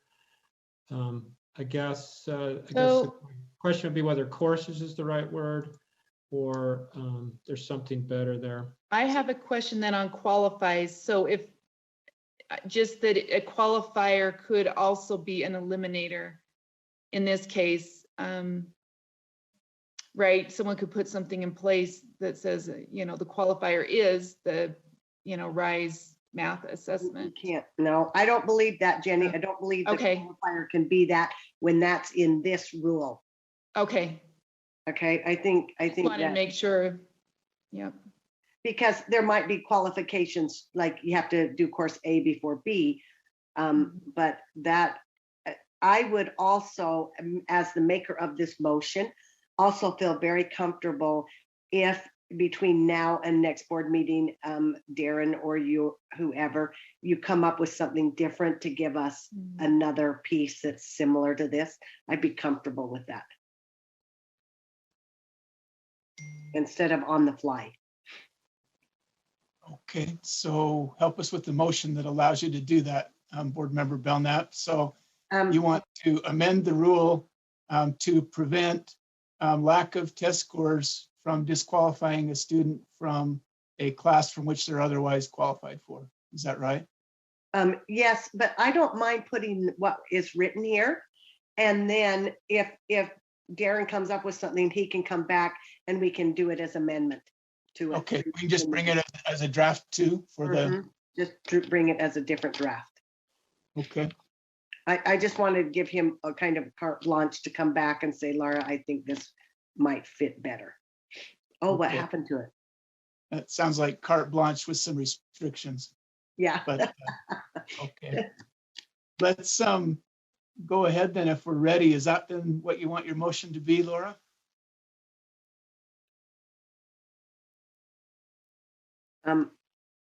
Yeah, I don't need, thank you for getting rid of that. Yes, this will be fine for now. Okay, the motion before the committee then is that we amend R277-404 draft 1 to define penalize to mean to put in an unfavorable position or in an unfair disadvantage, including restricting enrollment in courses the student otherwise qualifies for, and to delete number 2, benchmark mathematics assessment means the board approved mathematics assessment administered to a student in grade 1, grade 2, and grade 3 at the beginning, middle, and end of the year, and that the committee approve and continue R277-404 draft 1 as amended on first reading and forward to the board for approval on second and final reading. At the motion? Okay. Yes. Let's go ahead and vote on that one.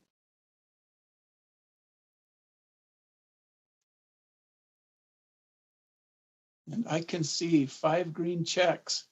Can you see those, Nora Lee? I only see 2, Laura and Janet. So if you got the other. They all came up on my screen this time, so I think that we're unanimous. If we're not unanimous, speak your piece now, committee members. Thank you, Chair. Okay, we're good. Thank you, Chair. We have just a couple of minutes, and I'm not sure, there was I believe, a fairly extensive presentation or information that had been prepared for us on the broadband rollout as part of this last item. And I would certainly not want to shortchange that. Is that one, staff, is that one that we can push back to next meeting so that we can get the full effect there? I'd prefer to do that rather than try to rush it in just 5 minutes. This is Director of Strategic Initiatives, Sarah Young, and I'm good for us to defer to next month. Okay, thank you, Sarah. We'll go ahead then and close this meeting. Appreciate all the good work. Appreciate the public comment. Thank you, staff, for all your support. And looking out the window, it looks like we've got a good weekend ahead of us. So everyone get outside. Thanks very much. Thanks, Chair Hansen. Thank you, everybody. Thank you, See you, everyone. Bye, everyone. Nice to see you. Hope to see you in person sometime. Have a great weekend. Good job, everybody. Thanks, everyone.